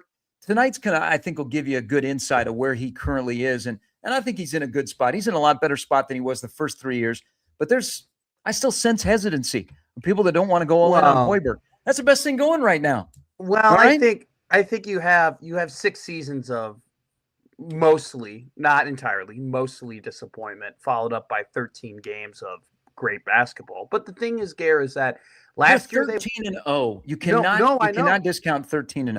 Oh, I'm not discounting it at all. I think though you could definitely have some hesitancy, right, from the regard of like, hey, the most of the time that he's been here, things haven't really worked out. But I think last year when they went on the runs that they went on, you could tell it wasn't sustainable. You're like, they're going on these runs because their shot making is bailing themselves out. And also too, the other team that they're playing isn't making their shots. Like that's how they beat UCLA, right? Like UCLA just could not hit water if they fell out of the boat. But I think this year, if you watch these 13 games, you go, this is entirely sustainable. Like this is a well-constructed roster that's played with each other, that has a ton of chemistry, that understands their roles. They do have a, and that's why I think they'll meet the moment tonight. Doesn't mean they're going to win, but they do have a tendency to play to the level of emotion of the game. And you look at USC Upstate, New Hampshire, North Dakota, but yet they were able to, hit a second gear and do work. And I'm kind of happy. I'm like, they were shooting bad in the North Dakota and New Hampshire games. And I was like, great, awesome. Like had the bad shooting nights against the teams that you can just out athletic and go ahead and save the good ones for the great teams that you play. But I think that, and I'm not being sarcastic at all. This is not being sarcastic. I think your guy tonight is probably the most important player on the court. I mean, they're going to have to, because they're going to have to handle Cooper. He's 6'11". They're going to have to handle Kohler. He's 6'9". They're going to have a ton of action that's going to make Fears just downhill, slashing to the basket. And they got Cohen Carr, who, if Cohen Carr makes a couple of 3-pointers, that's only going to open up the paint for him. Like Berkay is going to have to be on his crap in the paint, and he's going to have to do a really good job if he gets put in pick and roll situations, and going to have to decide, hey, am I going to go ahead and take Fears coming to the lane and have my hands up and play good defense, or am I going to hedge enough to the point where the point guard comes back and then I can defend Kohler on the outside? Like, I think this is a big defensive game, and I think he got to clear the boards, and he's the guy who's going to have to do that. So I think he's one of the more, and I know you're going to say your good players have to be good players tonight. I know you're going to say Rick Mast has to be Mast and Sanford have to be really, really good. I think that goes without saying. I think if we're going in the technical of me trying to prove I'm a ball knower here, it's Berkay. I think Berkay is a key. This is also, and it's great that, Nebraska basketball is like a sense of good relevancy on January 2nd. So I was watching our favorite morning show on Channel 7 this morning. And, there's weather that's going to move into the Omaha area and could be some wintry mix and some ice. Are they working together today? Did they have the two anchors? No, because they haven't hired anybody. And by the way, shout out to a good friend of ours, Matt Santilli. He is going back closer to home on the East Coast to have a great TV job, but he is leaving Channel 7 after the weekend. So in that great sports department where Andy and Lauren and everybody else and Bill Shammer did a great job out in Vegas. But I'm watching our favorite morning show. No, they have not hired the replacement for Jack. Okay. I know. They have not, I like Jack too. They have not contacted me to come in and sit in with Melissa, but they had one of their weather people outside. They were like driving around. There's no weather in Omaha right now. Okay. But they were out on the interstate going, well, the fog. And I'm like, come on, don't do that to the reporter. But they mentioned that if you're traveling to the Nebraska-Michigan State basketball game, you may encounter some slick roads. And I'm like, Hoiberg has arrived. Morning show in Omaha is mentioning people traveling to Lincoln for a basketball game tonight. Yeah. Timing is everything. That's why timing is everything. The game is sold out. there's not a student section because the students are on break, but I mean, there'll be students there that bought like the winter package. The timing is great. Tomorrow's a Saturday. Football's over, even though the portal is churning and more people are projecting Kenny Minchie into the Nebraska roster. I've had more people ask me, hey, can you find me tickets? Do you know anybody that's selling tickets? Yeah. Okay, this game's been sold out for a couple of weeks. There'll be new people in there. That's why I think it'll be so loud. It'll be right behind No Sit Sunday against Wisconsin because there are new people in there and they understand the stakes, and it's going to be a war. And you got Izzo, and you got Hoiberg, and you got Nebraska, and you got Michigan State. Plus, it's at 8 o'clock on a Friday night where you've probably been off for a week. You don't have to work tomorrow. That place is going to be juiced up. The timing is great for this game to be playing on a Friday night at 8 o'clock. I don't know who's announcing the game tonight, but do you think like during the game they're going to be like, hey, what? Oh, is it? Okay. They're going to be like, hey, what was that moan in the crowd? And Nick's going to go, well, Ja'Cory Barney entered the transfer portal. So that's why that's why I got a little low there. Don't worry. They'll rebound, though, in a second. They'll get over it. Coming up at the top of the hour, Brett Ciancia from Pick Six Previews will join us. That's a good-looking flag. And we're back with more of Gary and Matt after this at 1620 The Zone. Everybody hands go up. For the Jays, the Huskers, and even you Jayskers, we are 1620 The Zone. The Zone Inbox is brought to you by Equitable Bank. We take banking personally. Email me, Connor Happer, with the Connor Happer Show at Connor, CONNOR, at 1620thezone.com. Send me your love, your hate, and maybe a few hot takes. The Zone Inbox, presented by Equitable Bank. When you're in the mood for a little change of pace, tune into Omaha's home for hits that rock. 101.9 The K. With rock hits from the 80s, 90s, and 2000s. Plus, we're your home for all Creighton men's basketball games. 101.9 The Keg. Hits that rock. With UBT, you've got total control over your money. Like Doug, who runs his game day tailgate like a well-oiled machine. I got burgers, brats, chicken, dogs, plus all the fixins. And with the UBT Go app, I can track my food spending from anywhere. Pro move. They don't call me Grill Sergeant for nothing. No matter your goals, UBT helps you feel good about reaching them. Union Bank and Trust. Member FDIC. Want to make 2026 your year of adventure? Book that trip and learn a new language with Babbel. Go ahead, make a resolution you can stick to. Now is the time. Babbel's New Year sale is here. Unlock all of the languages on Babbel with the lifetime subscription for 65% off. Just go to Babbel.com and start today. Babbel teaches you relevant words and phrases, so you can start speaking with confidence in as little as 3 weeks. And because Babbel's bite-sized lessons fit easily into your daily routine and are easy to remember, you'll be talking like a local in time for takeoff. Dive into the world of language learning content with Babbel's videos, podcasts, and stories from around the world, full of culture bites and language learning tips. Turn your daydream into a destination this year with Babbel. But don't wait. This offer ends January 15th. Get Babbel's lifetime access for less at Babbel.com. That's Babbel.com. Babbel.com.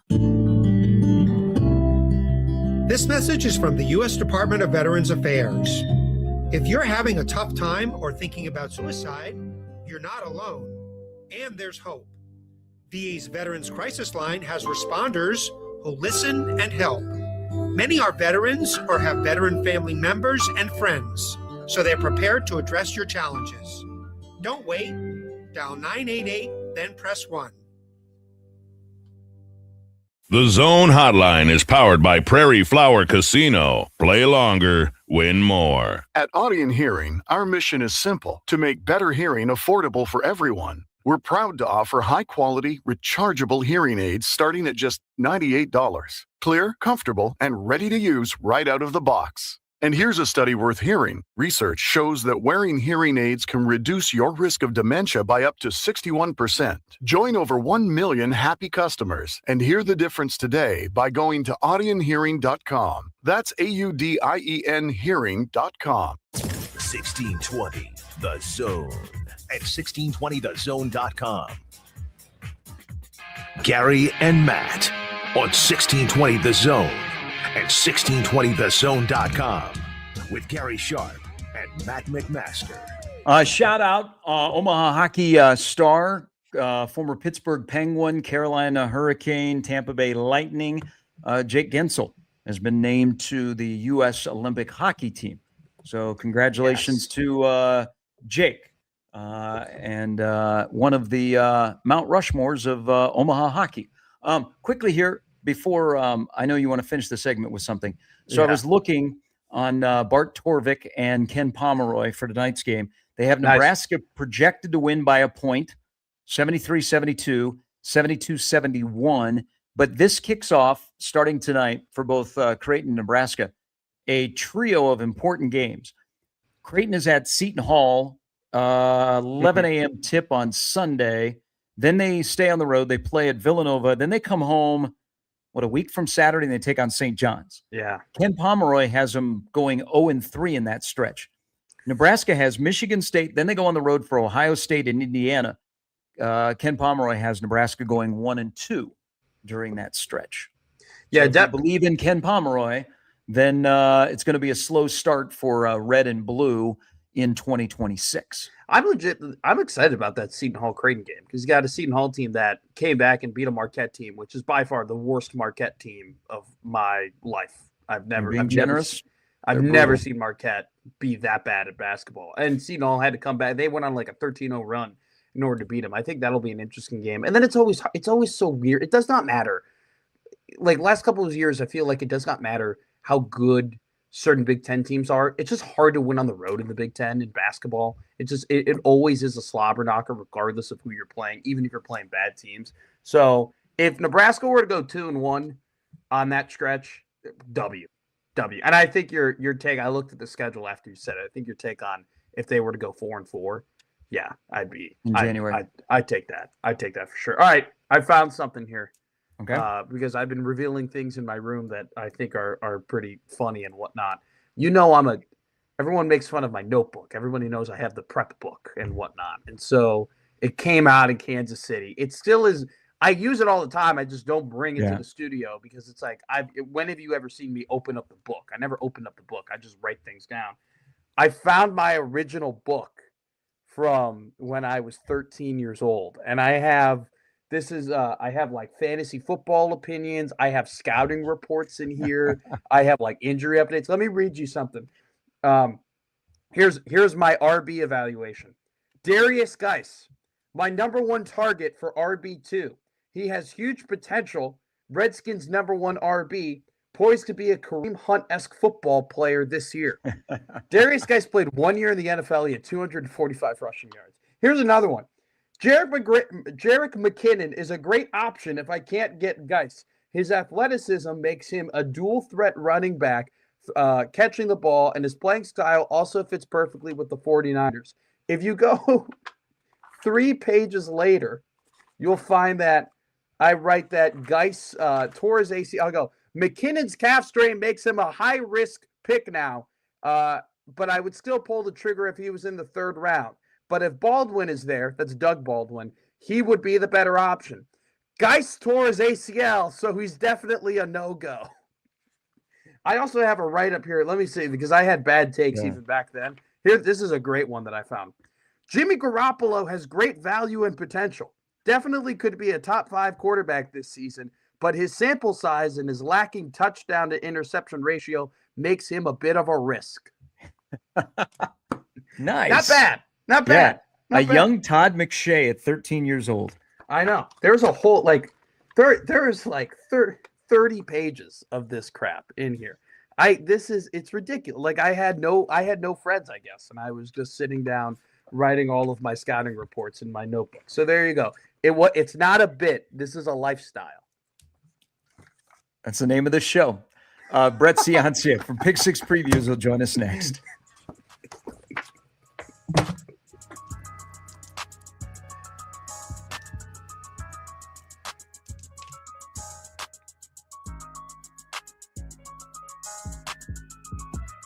Live from the Host Coffee Studio, This is 1620 The Zone. 1620 The Zone. Traffic.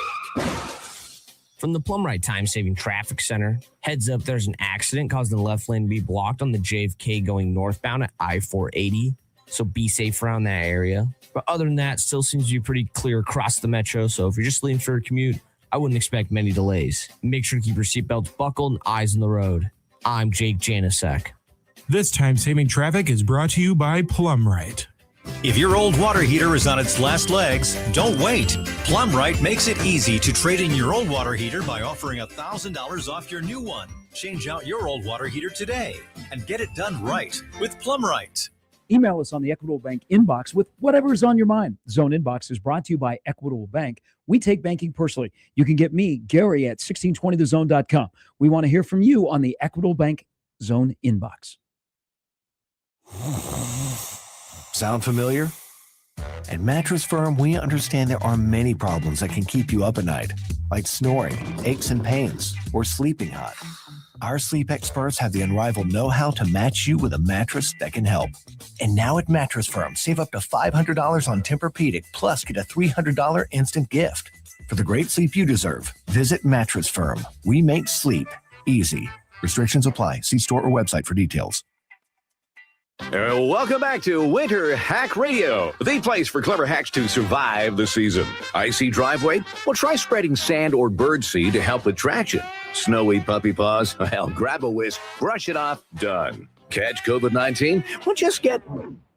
Actually, there's no hack for COVID-19. But if you test positive, prescription medications for COVID exist. Ask your doctor if they're right for you.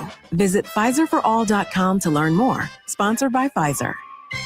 Fast breaks, buzzer beaters, and block parties are back, and however you'd like to get in on the action, you could do it on Underdog right now in Nebraska. This season, you can make team picks and player picks. Just download the app, sign up, and you'll get $75 in bonus entries when you make your first $5 fantasy entry. Using Underdog is easy. Just pick whether your favorite team will win or if your favorite players will go higher or lower on stats like points, rebounds, steals, and more. Plus, with Underdog's quick payouts, you can get your profits fast. So download the app today and use promo code HAPPER1620 to score $75 in bonus entries when you make your first $5 fantasy entry, player picks, team picks, all on Underdog. Crypto powered by Underdog Predict. Trading derivatives involve risk and may not be appropriate for all. For more information, visit nadex.com/rules and underdogfantasy.com/rules. For crypto.com predictions, the term pick refers to a product traded on CDNA. Must be 19 plus and present in Nebraska. Terms apply. See assets.underdogfantasy.com/web/play and get terms_DFS_.html for details. Concerned with your play? Call 1-800-GAMBLER or visit www.ncpgambling.org.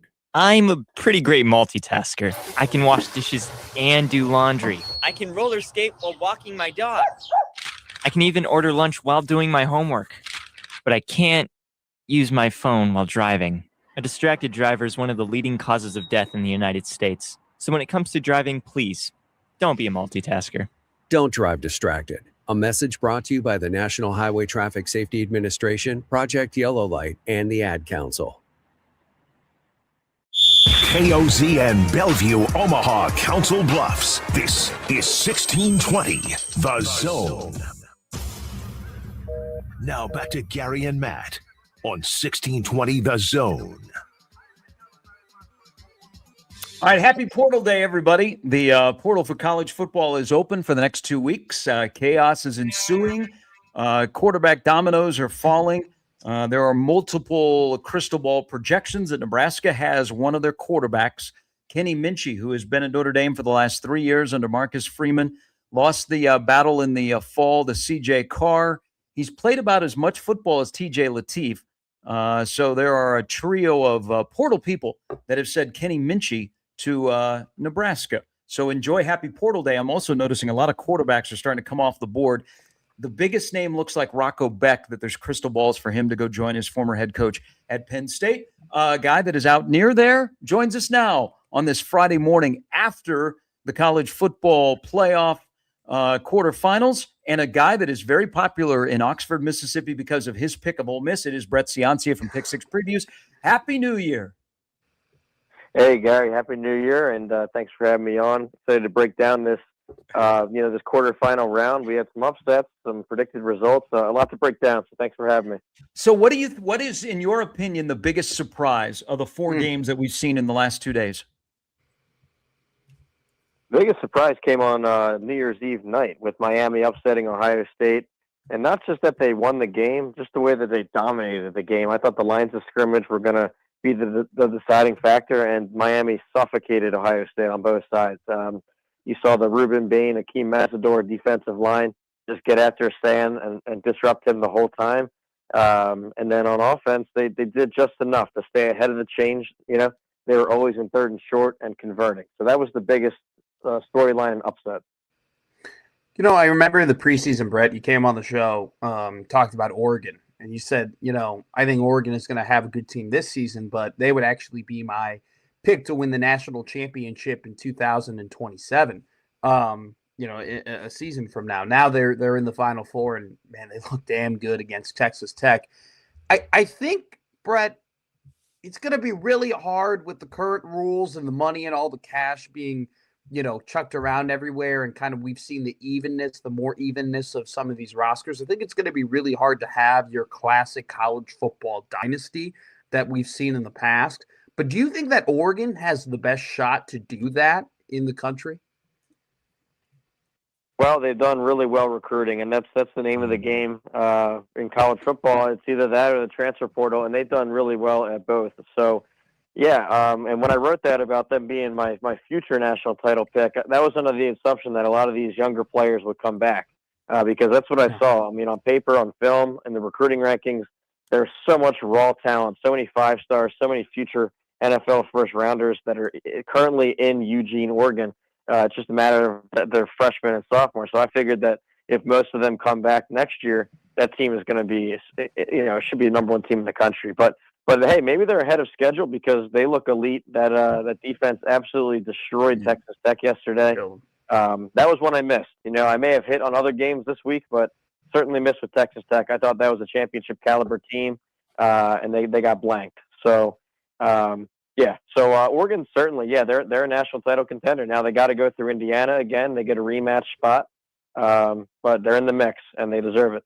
Hey, as we've talked plenty about, as the college football landscape has changed and the playing field has leveled in terms of finances, how you go about building your roster. Have you adjusted looking at the playoff teams and not just the 8 that played the last 2 days, but all 12. Have you adjusted how you look at, if you were a college football GM, and by the way, I think you'd make a really good one, how you would build your roster these days between high school and portal?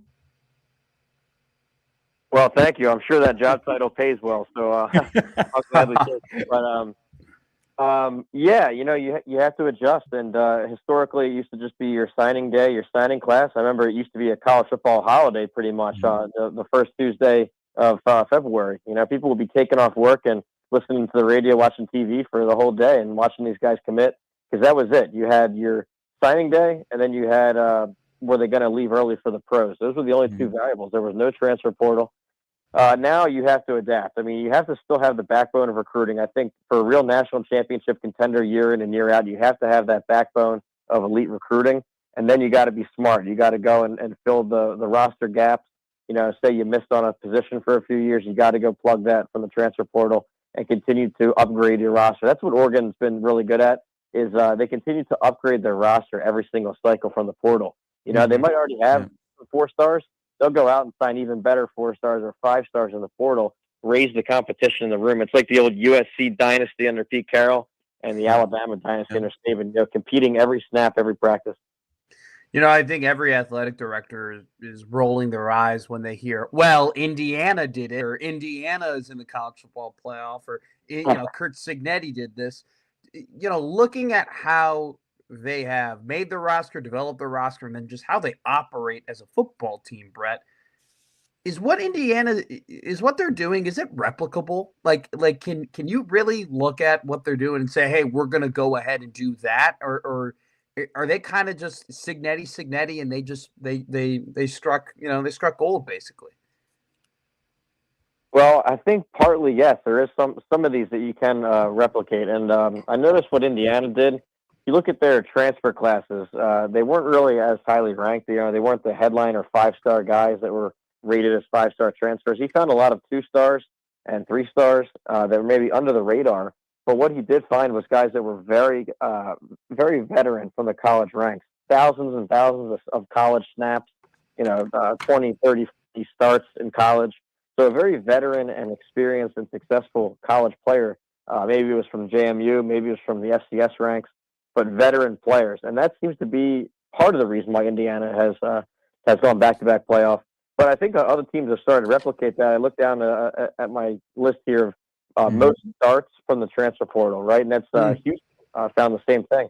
They weren't ranked in the top 15 or top 25 in transfer rankings, but in terms of veteran transfers, they're up there. So that's something to maybe consider. I might value that a little more in the 2026 magazine, looking at not just the transfer rankings, but transfer experience that you're bringing in. I mean, Indiana is 2 wins away from 150 plus years. They're the worst team in college football and doing what they're doing, taking advantage of the landscape. Are you comfortable going there this early in Cignetti's career at a Power 4 school to say maybe he learned under him and he's the next Nick Saban? Because the way they play and the elite evaluation and combining all that together, I mean, Brett, where do we start when we talk about 2 years of Indiana football under Cignetti? I mean, we live in a world where Indiana this morning is the favorite to win the national championship in football. Oh, it's incredible. And, as I was watching Indiana destroy Alabama in football, in college football, it was shocking. I mean, I launched Pick Six previews back in 2012, and you think back to 2012, that was the peak of the Saban dynasty. They were doing that to every team. And then on the flip side, Indiana, I just penciled them in every year at the bottom of the Big Ten. That was an easy pick back then. So that was surreal. But I think you're right about the comparison, because when you watch them coach, and Herb Street made this point on the telecast, you learn a lot about a team when they're up by 35 points. And you look at Cignetti, you look at his team, they're still laser focused. Their attention to detail. They don't want to give up a single yard. They want to keep, competing with themselves, competing with the opponent. So that was shocking. So imagine Indiana and his coaching and his coordinators, if they were then to be able to stack a couple top 10 high school classes too, just to have the baseline of talent already in there. I know he's done well from the portal too. But imagine if they get a couple big recruiting classes off of this. So yeah, I mean, he's one of the best coaches in the game already, and leading a historic run. I think you're the same way. I don't think we've ever talked about it, but I take it from our great conversations and reading you. When it comes to the NFL, I'm a cap nerd and I'm a market nerd, and I just always find it very interesting at what certain position groups are making what money and what players reset markets. And I think, it fascinates me, the transfer portal, right? In terms of there really aren't any set markets. There's just kind of estimations. And, because it's not public record, we don't know who fully resets markets, but we do have an idea of, hey, the price of a quarterback went up or a price of tackle went up and all that stuff. And so, I think this system, right, of the transfer portal is always evolving. And you kind of mentioned it already, but do you think there's going to be anything different about this portal cycle than we've seen in the past? Do you think that teams will have some different strategies? Do you think that we'll hear about different types of contracts or different types of just things we haven't experienced before? Well, I think we're all going to be surprised. There's always some new features every cycle. I think, first off, I think this will be the biggest one yet, and that's been a trend in terms of quantity, size of the portal, the number of players in the portal. Something like over 1,000 are already about to sign into the portal this morning when it opens up. So I think volume is always ever increasing, it seems like. But I would like to see some new policies. You ask about it, will there be some new policies? I don't know, but if I was in charge, I'd love to see something like maybe a 2-year contract where you sign on. Sure. Maybe you can leave after 2 seasons, not just 4 months at a school, or at least sign on for the whole season, do it a calendar year, because you see guys that hop around 2-3 times within the same calendar. It's unbelievable. So those stuff might be changing. In terms of what they're going to target, I think, maybe take the Indiana and the Houston approach, looking for experienced players, snaps, college wins, college starts. And then most important position, you got to look at the trenches. And it's hard because there's not many elite linemen moving around. But just watching the quarterfinals, those seem to be the position groups that really decide things. It's defensive line, offensive line, quarterback. And you saw it in the Miami game. You see that in Oregon's game. Trinidad Chambliss for Ole Miss. I mean, incredible quarterback play. So, and those come with a price tag, to your point. So you gotta be wise with where you spend your money. By the way, during our conversation officially, Dylan Raiola is now in the portal. Everybody acts shocked. Brett Ciancia, Pick Six Previews, joining us. So since the last time we talked, the Big Ten has seen 6 different teams make it to the semifinals in the last couple of years. They have Matt Campbell, Pat Fitzgerald, and Kyle Whittingham are now coaches in this league. And the Big Ten is by far the #1 college football conference. And now they got to figure out how to increase the gap between 1 and 2. What are your thoughts in the last month, what you've seen out of the Big Ten on the field and off the field? Yeah, you're right about that. And I think you asked me that question at the beginning of the season, probably during the magazine season. And I kind of dodged it. I was saying, 1A, 1B with the SEC, Big Ten. I thought that the Big Ten maybe had better championship caliber at the top, but that the SEC was deeper. I'd take that all back. The Big Ten has earned both titles. I mean, they have the championship wow factor at the top with Ohio State and now Indiana and Oregon. And then they have more depth, too, because they're winning those middle-tier bowl games the way that Iowa beat Vanderbilt, Illinois beat Tennessee. You just go all the way down the ladder. So I think they have the more depth. They're outspending them in the transfer market. And then now you look at the coaching carousel. That's another indicator. And the Big Ten signed very well-established, successful head coaches from the Power 4 landscape. They poached other programs.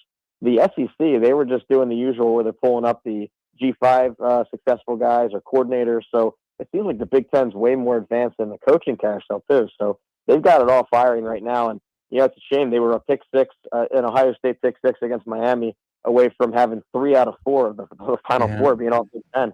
That's like an SEC dream. So, they're the strong conference right now for sure. You go ahead and, I've kind of asked you a little bit like NFL, mixing NFL and college football questions, but I think this is another one of those where, everyone always talks about the quarterback play. The quarterbacks aren't developing as much, and the last couple of years hasn't been as deep when it comes to drafting quarterbacks in the NFL. But then yesterday you had Trinidad Chambliss and you had Gunnar Stockton put on just an old-fashioned, college football toughness quarterback duel. It was awesome. How do you evaluate the quarterback position this season, Brett? Was it as good as you thought it was? Did it take a step back, or are there things that we can do in the game, maybe that coaches or programs can do to help quarterbacks develop more? What's just kind of your overall assessment of that position this season? Yeah, well, I think on a high level, if you're thinking back 5-10 years ago, you saw all these 400-yard games, this up-tempo offense, these wide-open spread attacks. I think the game has shifted a little bit back towards the defense. If you're looking at kind of like a pendulum, it always swings back and forth. The defense has punched back overall. So then the chess match gets even crazier. So you saw teams slow down their tempo. Ohio State was #1 all year. They had the slowest tempo in the country. They wanted to minimize the chance the team could come back. A lot of teams now established to run more. But to your point, I mean, it's all about specific players, specific personnel, and what we saw from Chambliss and Stockton, the way he kept fighting back from big hits.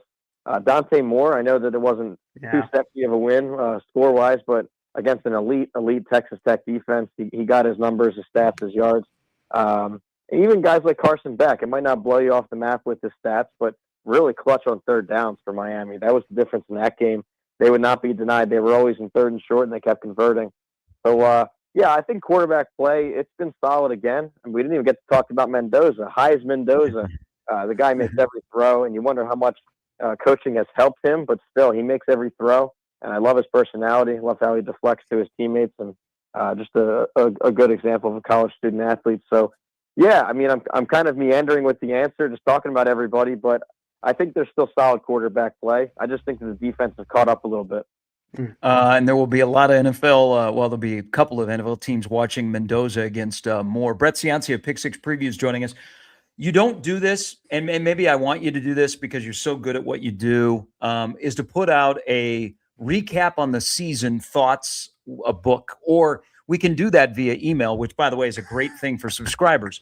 But if you were writing the capsule to recap Nebraska's 2025 season, where would you start, Brett? Well, I think it was a disappointment. I hate to say. I think that Husker fans, media, everyone, I think we were all on board that this would be year 3. year 3 under Matt Rule, and it's natural to look back at his former pattern of year 3 at Temple. That was the breakthrough. Year 3 at Baylor, that was the breakthrough. All the resources, all the transfers, the recruits. He had the 5-star quarterback. It seemed like the coordinators were returning for 2025. I thought it'd be better. I thought it was in that 9-3 range, maybe 8-4 at worst. So then to see the 7-5, a couple disappointing losses in terms of margin at the end of the year, 3 blowout losses to close it. You lose the 5-star who you thought you were building the program around at quarterback. I would say disappointment. So how do you get back? How do you bounce back? I think just continue the build. You need some impact players to come in. You got to have a splash transfer cycle, a splash recruiting cycle. So I think the OC with Holgorsen, I think he's great. I think you can build around him. But you got to have the personnel. So I think it was an eye opener to see that maybe they are still further behind. I don't know. I would start with that. I would think it was a disappointment. Probably everyone else had higher expectations of 7-6 with 3 blowout losses at the end, but a lot to fix come 2026. Do you have any insight on Kenny Minchey, who is might end up, and he's projected at this point to be one of the additions in the portal for Nebraska at quarterback, and seemingly will compete to be the starting quarterback next season for the Big Red? Do you have any insights on his time at Notre Dame and even that apparently very, very close, reportedly very close quarterback competition he was in against Carr? Yeah, I was going to bring up the QB competitions. I think the last couple of years he's been a candidate, and he's fought well. And this is, to be a backup at Notre Dame, that's no slouch. I mean, you have Notre Dame starters that transfer out, backups that transfer out. It's a really competitive program up there. And I think he's probably pretty veteran by this point. I got to check, but seems like he's been around a lot. I recognize the name. He was in a couple quarterback battles the last couple of years. So no more insight than that. I'm really behind on transfer portal. To be honest, we got 1,000 guys in there. I'm still. I get it. Thriller. So hey, I'll tell you more about him. I'll give you a full scouting report in a few weeks. But it sounds like a familiar name, and he's at least you're getting a Power 4 guy. Hey, who's playing for the national championship in college football? I'm going to go with Miami, and on the flip side, I'm going to go with Indiana. I cannot go against Indiana anymore. I think that in 2024, I started to fade them, not believing in them, and then this year, after they beat Ohio State, and now looking back, as they've beaten Oregon by 10, they've kind of proven themselves. So I'm going to keep riding this Indiana team. They seem incredibly well coached. It looks like they have 13 guys on the field when they're playing, just always in the right spot. Never making mistakes. So I'm going to go Indiana. And then Miami, I do think the coaching thing is going to start to catch up to Ole Miss a little bit. And I picked Ole Miss to beat Georgia outright. And that's you did. But I don't know how sustainable this is. There were certain parts of that game where they got out-coached. They weren't ready for that fake punt.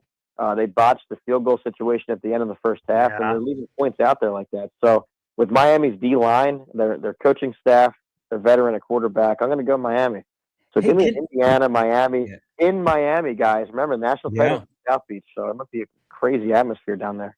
Hey, one quick thing about what you just said about the game at the Sugar Bowl last night. Didn't that feel like that's one of the first times that Kirby Smart overcoached a game? Yeah, that's a good point. Now, he did earn them some points back. I mean, that fake punt was brilliant. I don't know how long he had that. I don't know how long they had that up their sleeve. Maybe a couple seasons worth of time, but that was perfectly executed. I'll say with the coaching that you're talking about was, and I agree, was 40. I think it was 59 seconds left, 3rd and 10. You're at the 10-yard line, down 3. I think, and when they broke the huddle, I said out loud, I was like, they have got to go Gunnar Stockton quarterback power here. He might just get all 10 yards and get the first down. Worst case scenario, he stopped and you milk that clock down to 15 seconds and go to overtime. You know what I mean? So him throwing the ball incomplete gave Ole Miss the chance to go win it. So I agree with you. That specific situation was poor by Smart, but otherwise I thought he was pretty good. It's a great story, what's going on at Ole Miss. It's always a great time to talk with you, my friend. Happy New Year to you and the entire Pick Six Preview family. Same, guys, and what a season. I've always loved coming on here every Friday. We'll hopefully get a couple more shows before the national title, but thanks for having me this year. It's been an honor. Hey, we'll talk to you next week. That's Brett Ciancia from Pick Six Previews. The semifinals are set. The Big Ten's going to have another team playing for a national championship. Can you imagine Miami playing at home? Maybe they'll have the seats full, and maybe they'll fix that field. It looked like they were playing on a goat track. Yeah, it wasn't great yesterday. It wasn't great. That in 31 minutes before kickoff, it looked like it was a P5 team taking on a G5 team. It did not look full enough. I mean, and also too, you and I had a great conversation last year about like if you're a fan of these teams, how expensive it is to go to a neutral site, Big Ten championship. Then go to a neutral site quarterfinal game. Then you got to go to a neutral site semifinal game. Then you got to go to a neutral site like national championship. I mean, just draining the pockets of college football fans, which is why, yes, we need to have campus games because of the atmosphere, but also these fans, it's like you got to pick and choose what novelty game you go to now. Crazy. Yep. But it's a TV sport. It is. People watching on TV and those money and ratings more important than people in the stadium. Also, if we're going to bring back on-campus games, can we bring back better opens to the broadcast where you tell the story and the journey of the team instead of getting right into it? Thank you. I just like a little nostalgia. All right, coming up at 9 o'clock, Big Game Willie, Wilson Moore, who has written in-depth preview of tonight's Nebraska game against Michigan State. That's an 8 p.m. tip-off at PBA. He'll join us coming up at 9. When we come back, yes, the portal is hot and heavy. Nebraska's locked in a visit with an Iowa State offensive lineman. It looks like they've gotten one of their quarterbacks who has played the same amount of football as TJ Lateef. But who are they going to be playing for? Let's have the Matt Rule discussion when we return on Gary and Matt on 1620 The Zone.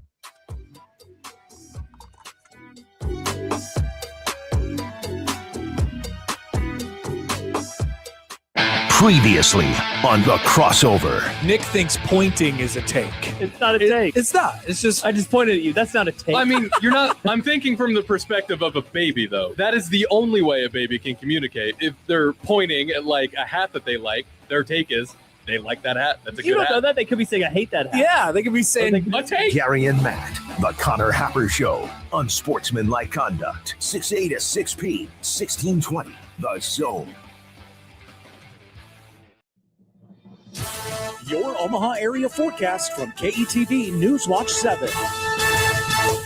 Impact weather Friday with a winter weather advisory in effect for the afternoon and evening in the metro. Plan for cloudy, chilly conditions throughout the day with highs around 30. Potential for a light wintry mix mainly after 3 p.m., which could slick things up for the evening drive before changing over to light snow later in the evening. Snow accumulations less than 1 inch. I'm meteorologist Sean Everson from KETV Newswatch 7. 1620 The Zone. Traffic. From the Plumrite Time-Saving Traffic Center, heads up, there's an accident causing the left lane to be blocked on the JFK going northbound at I-480, so be safe around that area. But other than that, still seems to be pretty clear across the metro, so if you're just leaving for a commute, I wouldn't expect many delays. Make sure to keep your seatbelts buckled and eyes on the road. I'm Jake Janasek. The time is now.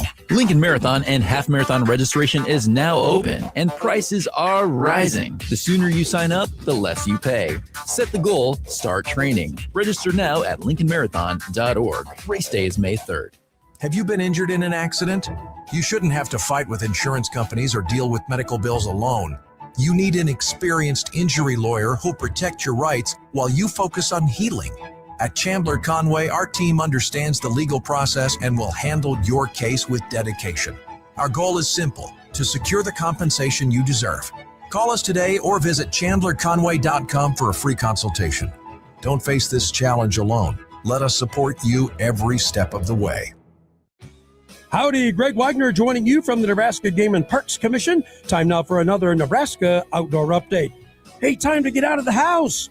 Enjoy Nebraska's many state parklands on those nice days when we get them. Grounds are open for all kinds of outdoor recreation. You just need to bring your own water, have your current state park permit, and bring along some money for those camping fees if you want to camp out. Park it in a park, a state park. I'm Greg Wagner. Hey Novas Nation, Coach John Cook with your Omaha Supernovas. For the second straight season, the Supernovas have led the world in pro volleyball attendance. In 2026, we're raising the bar. Our roster features Merritt Beeson, Brooke Nunaviller, and more. Be there for 14 thrilling home matches at the CHI Health Center and experience the #1 atmosphere in pro volleyball as we chase another championship. And we need you along for the ride. Get your season tickets now at supernovas.com. I'll see you at the CHI. Deciding on a college with your high school senior can be a little overwhelming for parents. But applying for money to pay for it is simple. FAFSA, the free application for federal student aid, is now easier than ever with fewer questions and faster fill-out times. If you have a high school senior, now is the time to apply for thousands of dollars for classes, books, and housing. Get started, Nebraska, at dothefafsa.org. Sponsored by Education Quest Foundation. Aired with the Nebraska Broadcasters Association and this station. Hello there, Greg Wagner joining you from the Nebraska Game and Parks Commission. Time now for another Nebraska Outdoor Update. Question: are you venturing outdoors this time of year? If so, file a plan with somebody that you know and trust, telling them at least where you're going and when you're due back. You need to assemble a first aid kit. You need to assemble a survival kit. You need to take your smartphone to record a voicemail location and also pack an extra set of warm clothing in a trash bag or a dry bag just in case. Be safe. I'm Greg Wagner. The Marjorie K. Doherty Conservatory is now open at Lawrence and Gardens, featuring a new collection of rare and remarkable plant species from around the world. Explore it by day or see it illuminated during bright nights. Plan your visit at lawrenceandgardens.org. Equitable Bank. We take banking personally. EquitableOnline.com. I'm Connor Happer. Join John Bishop, Josh Peterson, and myself for the Creighton Athletics Hour, talking all things Blue Jays each week. It's the Creighton Athletics Hour Wednesdays, starting at 6 o'clock, only on 1620thezone.com, your Zone mobile app, and 1620 The Zone. Now, back to Gary and Matt on 1620 The Zone. I don't know if you are following along on Portal Day, but are you watching the meltdown by Minnesota fans over Coy Parrish entering the portal?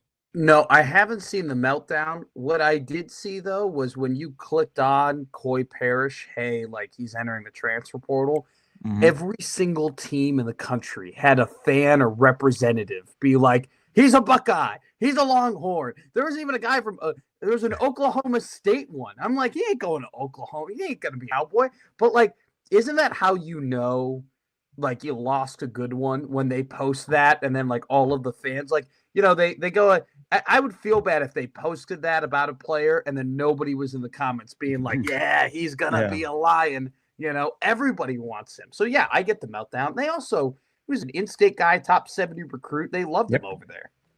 Yeah, he wasn't his freshman year was great. I don't think he had as good a year this past year, but he's going to garner top dollar.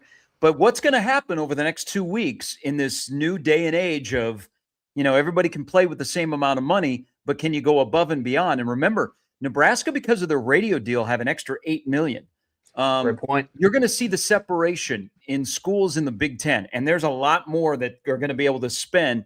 But the schools like Minnesota, where they don't have that big donor that can cut a 7-figure check, they don't have that gigantic NIL plot, they're going to be a separation. I think that, you know, separation Big Ten SEC, but I think there's also going to be a separation inside of the Big Ten. And, you know, look at Iowa State. Iowa State didn't have money to retain, okay? Minnesota, not money to retain. He's a great player. He's an in-state guy. He's like a core row your boat guy. And after being a freshman All-American, multiple Big Ten teams this year, all Big Ten teams, he's out the door. And Minnesota is going to have to be like, man, are we the Iowa State of the Big Ten in terms of money? We got a good coach. We can develop players, but we're basically being a feeder program for fellow Power 4 programs, which is frightening if you're in a mega conference like the Big Ten. You hit it right on the head. Like if you're if you're a G5 team, this is the reality. You are a feeder program, okay? Like, you got to go ahead and you got to recruit well and develop well. You find lightning in a bottle, and hopefully you have a good season. But just know, after that, your team is gone, okay? Your team is done. I'm sorry, Tulane. I'm sorry, North Texas. I'm sorry, James Madison. That's the reality of the situation. If you're a Minnesota fan, that is not acceptable. We are supposed to be the ones who are taking players from other teams, not the other way around. Also, though, I want to say this.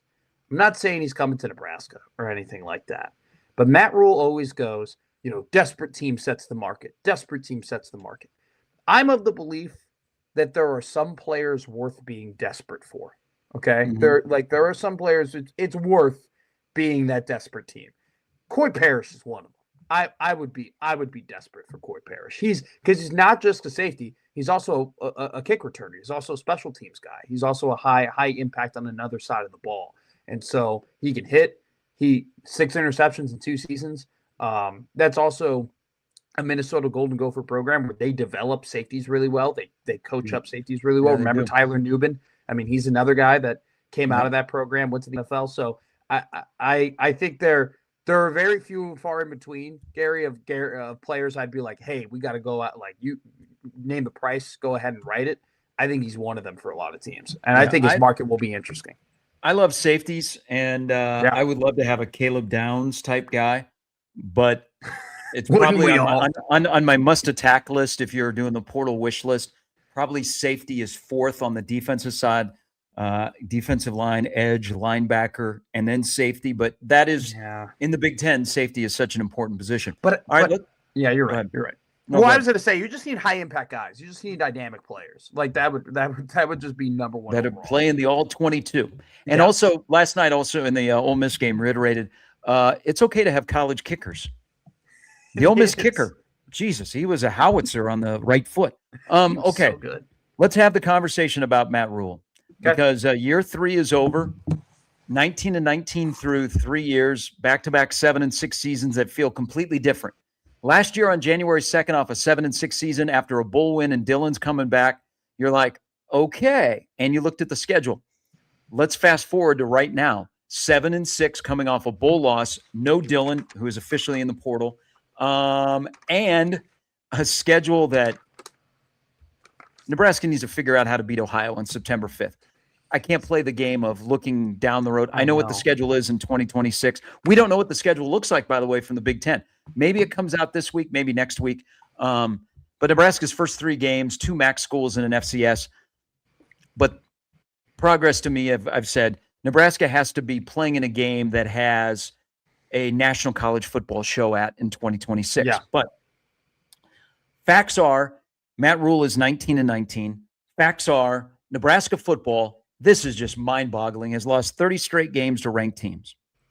Matt Rule has lost 20 straight to ranked teams, and he's 2-25 in his career. He bristled when, SIP wrote the article about a reset.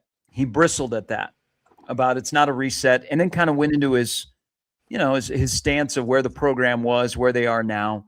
And I said earlier in the show, he's a stabilizer. I think he's done, considering what he walked into and what Nebraska needed at the time, he's done a good job of stabilizing the program. But now those days are over. It's time to win games that matter because that's the standard here. And we all want the same thing, is that for Nebraska to be successful. But can you go from being a stabilizer to moving the program forward, keeping up with the Joneses and having success? Or did you stabilize the program to hand it off in a good spot for the next person? But the conversation, I think, is, and I watch a guy on the sidelines on Wednesday and then in the post game, and I think, man, that's a guy that's going through a midlife crisis. Is he a front facing ball cap, or he's a backwards ball cap guy? Yeah. Matt Rule needs a reset of his own. Maybe the program isn't resetting, but Matt Rule needs a reset because the 19 Baylor season seems like it is an eternity ago. When Matt Rule jumped on the radar of a lot of people and were like, that man can coach football. And we've kind of avoided talking about his time in the NFL because the scenario was different and who you were working for. But now let's talk about this, because here's a guy that has not had success really since that 19 season. If you want to include his 3 years with Carolina, his 3 years at Nebraska, he's a guy that in his last 76 football games has only won 30. And I think it's a conundrum. And it's kind of how I describe one word of the season, Matt, is conflicting, because Rule is conflicting. He is a great representative for Nebraska, but I think he needs a reset where it's time to just coach ball. We don't need to have a sales pitch anymore. Okay. Nebraska doesn't need to be sold. Kind of a lot of people feel like they got hoodwinked. Okay. Yeah. The sales guy. Yeah. And those things and all these things that are promised haven't come true. And then you brought your athletic director into it with an extension. And since the extension, you've gone 1-4, and it's tough to find optimism. Now, I stick by this. I think Nebraska will have some wins over the next 2 weeks because they're Nebraska, Yeah. and they're going to spend money, but we don't know what 26 is going to look like because 26 on the field has to be much better. Sure. I think he needs a reset to figure out who he is and what he wants his image of his football team to be, because I hear Riley Van Poppel, who is coming back, and I think him and Shavers, that was important for them to announce they're coming back. I'm very intrigued by Cam Lenhart in the new defense. I haven't sold my stock in Cam Lenhart. I think in the new defense, he actually flashed more than he's flashed in a while on Wednesday. So in the new defense, I'm not going to sell my stock yet because I want to see him. Sure. I do want to hear the announcement of coming back that I'm waiting on is Andrew Marshall.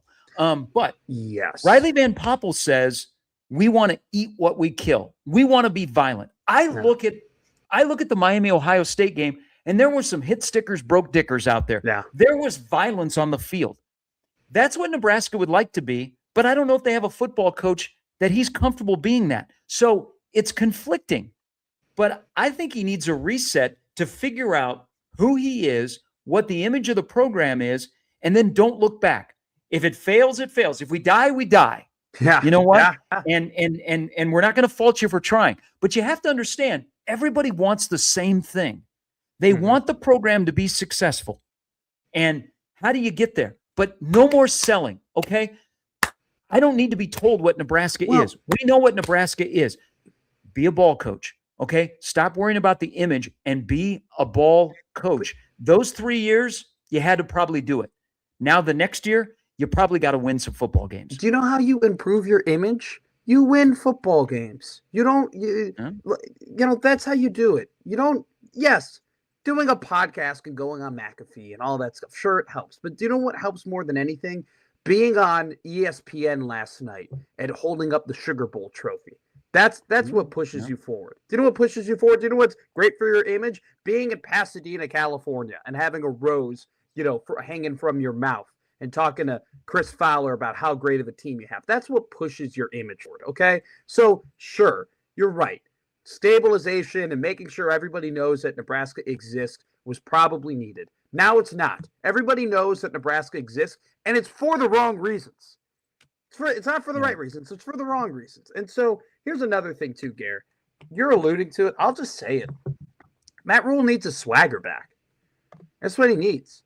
He hasn't had a successful season in seven years. It's been 7 years since what he believes and what he does and what he preaches actually turns into results.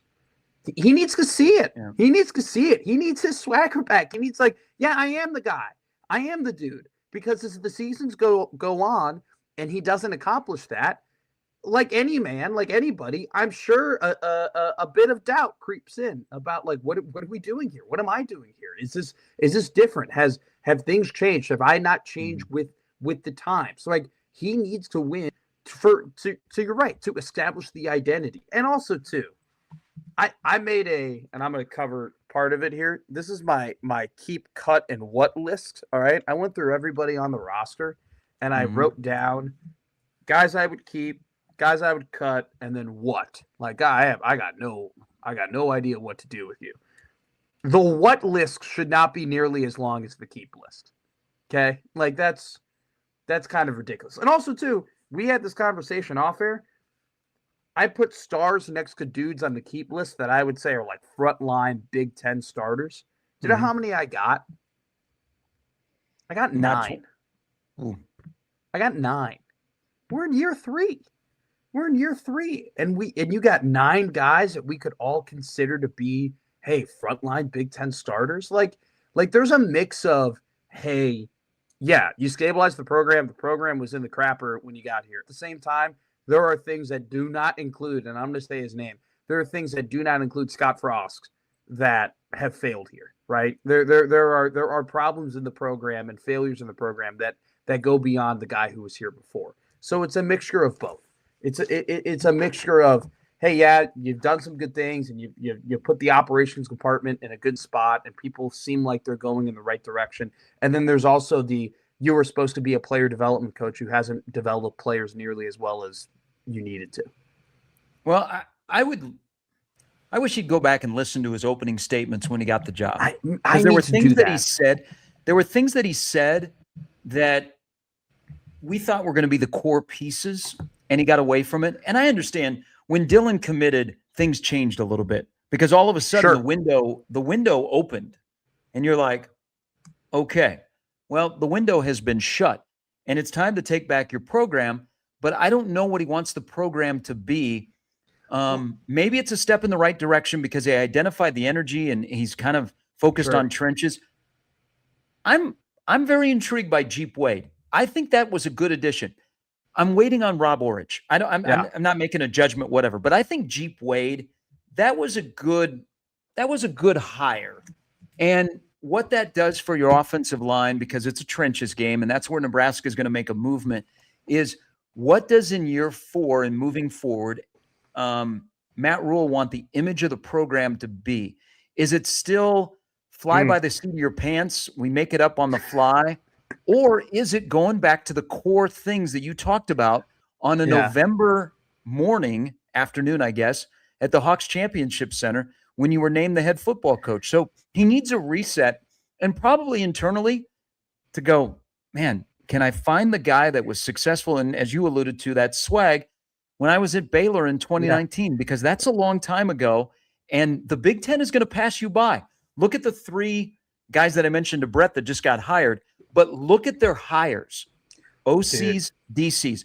This is a conference that does not give you any leeway. If you are not good as the main guy in game, which is a crapshoot right now. It is. And good on the sidelines with your coaches, not just coordinators, offensive, defense, special teams, but coaches in general.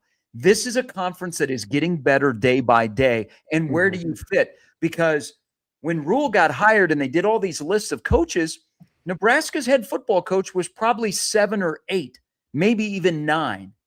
Now, if you had to go back and redo it, where is Nebraska's head coach with the new additions to the Big Ten? Is he in the top 9? Is he in the back 9? Is he closer to the bottom? I mean, where is he? So a reset to don't turn the hat backwards. Don't turn the hat frontwards. Take the damn hat off and coach ball. Yeah. Because I think somewhere in there is a good football coach, but is he a good football coach for what Nebraska needs to move forward in the best conference in America with all the resources and the support that they have? We're about to find out over the course of the next 364 days. Garrett, what we're asking for is a bare minimum, though. Because what we're asking for is an identity. What we're asking for is a core. What we're asking for is something that you can hang your hat on and say, hey, this is what we do. This is how we play football. This is when Nebraska steps onto the field. This is what you should expect. How are we in year 4? How are we heading into year 4 and we don't know what that is? Yeah. That's inexcusable. I'm sorry. We think we know what Rule wants, and he kind of has a plan of how to get it, but how far away is all of those? Those are the things that are going to be figured out over the next 8 months, not just in the next 2 weeks, but the next 8 months. They should be having a talent problem now, not an identity problem. That's what, and unfortunately, Gary, they got both. They have both a talent problem and an identity problem. It boggles your mind that a team that went 7-6 is going to be as depleted to the point where you're going to have to rely on the next 2 weeks massively to have a successful 2026. Yeah, I would say that the optimism is lower than it's been since he's been the head coach here. Without a doubt. Yeah. All right, we'll take a break, come back again. Wilson Moore is going to join us at the top of the hour. Nebraska, Michigan State hoops tonight down at PBA. We roll till 10 as we welcome all of you back in 2026. Gary and Matt with Jimmy on 1620 The Zone.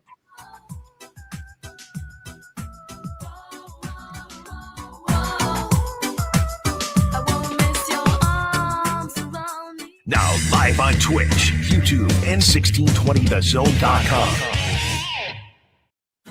Is your concrete cracked or uneven? Hey everyone, Coach Greg McDermott here to explain why you should choose Everlevel Concrete Repair. Many people think they need to replace broken concrete, but repairing it provides durable protection and comes at a fraction of the cost. Everlevel provides permanent repair solutions to fix your concrete and protect it against future damage, and it all comes with a long-term transferable warranty. They offer free inspections to walk you through the entire process. Call Everlevel Concrete Repair today.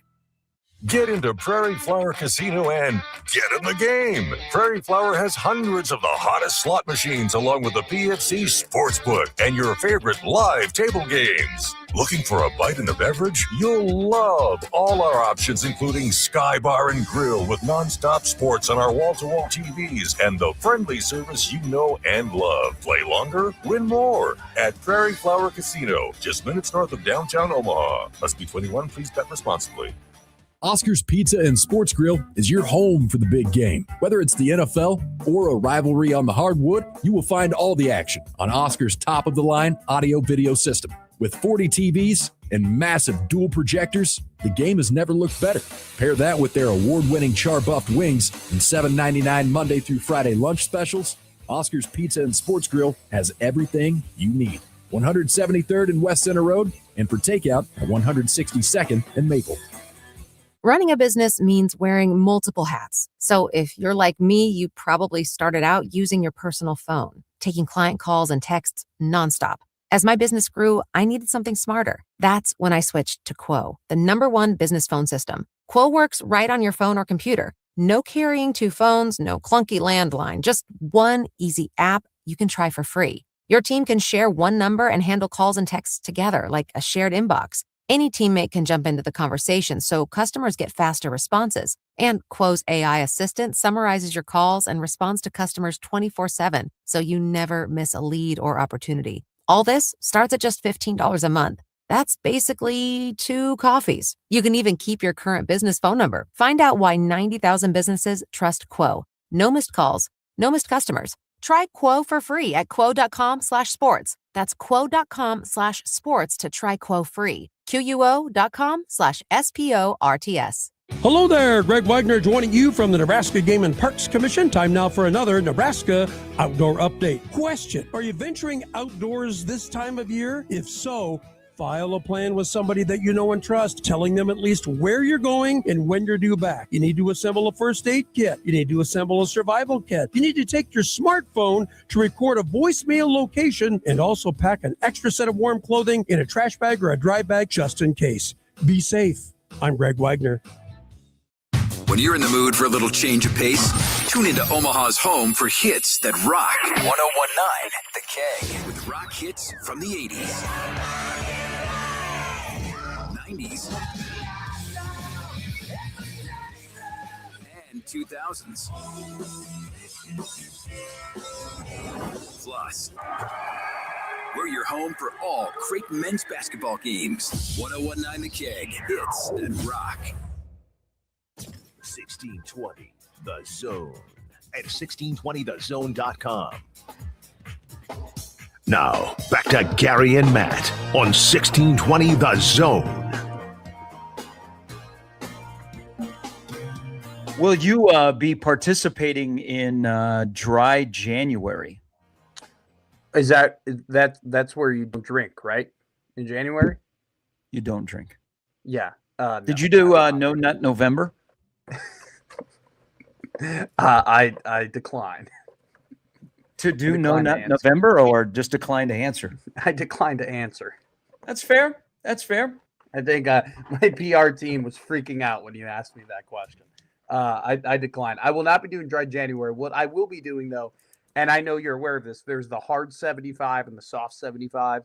So hard 75 is like you work out every day and you don't drink and you eat whole foods. It's like it's like a workout regimen. Yeah. Where a soft 75 is like you kind of do a lot of the same things you do in a hard 75, but you can drink a couple of times or go out a couple of times and you can have a cheat day here or there. So I will be doing that. I kind of do have a workout regimen that I will be, because my New Year's resolution is health. So I do kind of have a list of things. I haven't written them down, but I should write them down as goals and things I have to do. But no, I did not participate in activities in November, and I don't plan on participating on activities in January. All right, what bobblehead do we have? We have Kerry Wood, okay, nice. from his 20th strikeout game. Now, The reason why this is a legitimate collector's item. Unfortunately, the box is damaged. Okay, so that sucks. But this thing ain't coming out of the box. This was collected at the Wrigley Field 100-year anniversary games. So for 10 games in 2014, they gave out bobbleheads. Okay, so there was only 10 home games all year. And so these were exclusive, like, biggest moments that happened at Wrigley Field. So we have a Babe Ruth where he pointed out a shot. Yeah. We have the Kerry Wood.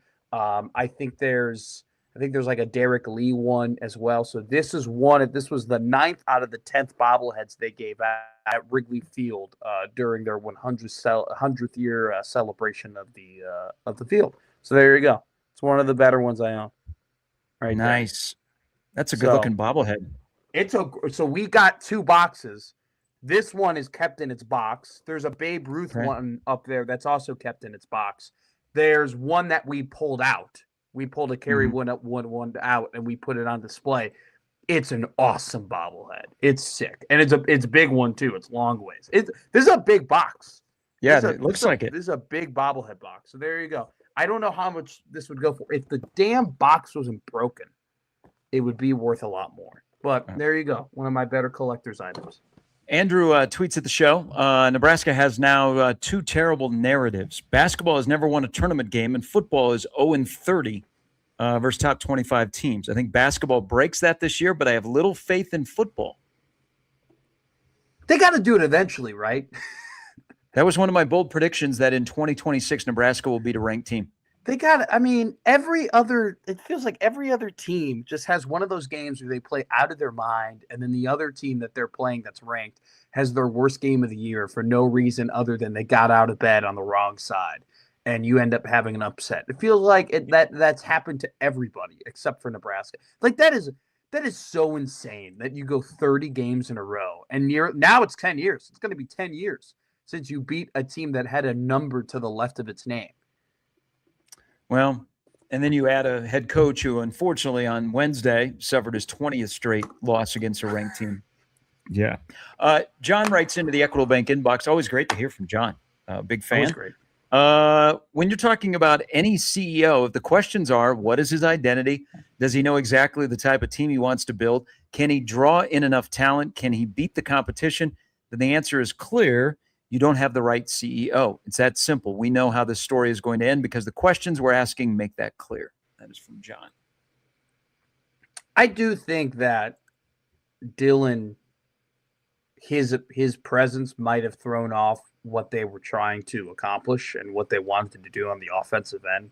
I think it's an astute observation, and just not only an observation from what they were on the field, but what they were, inside the doors.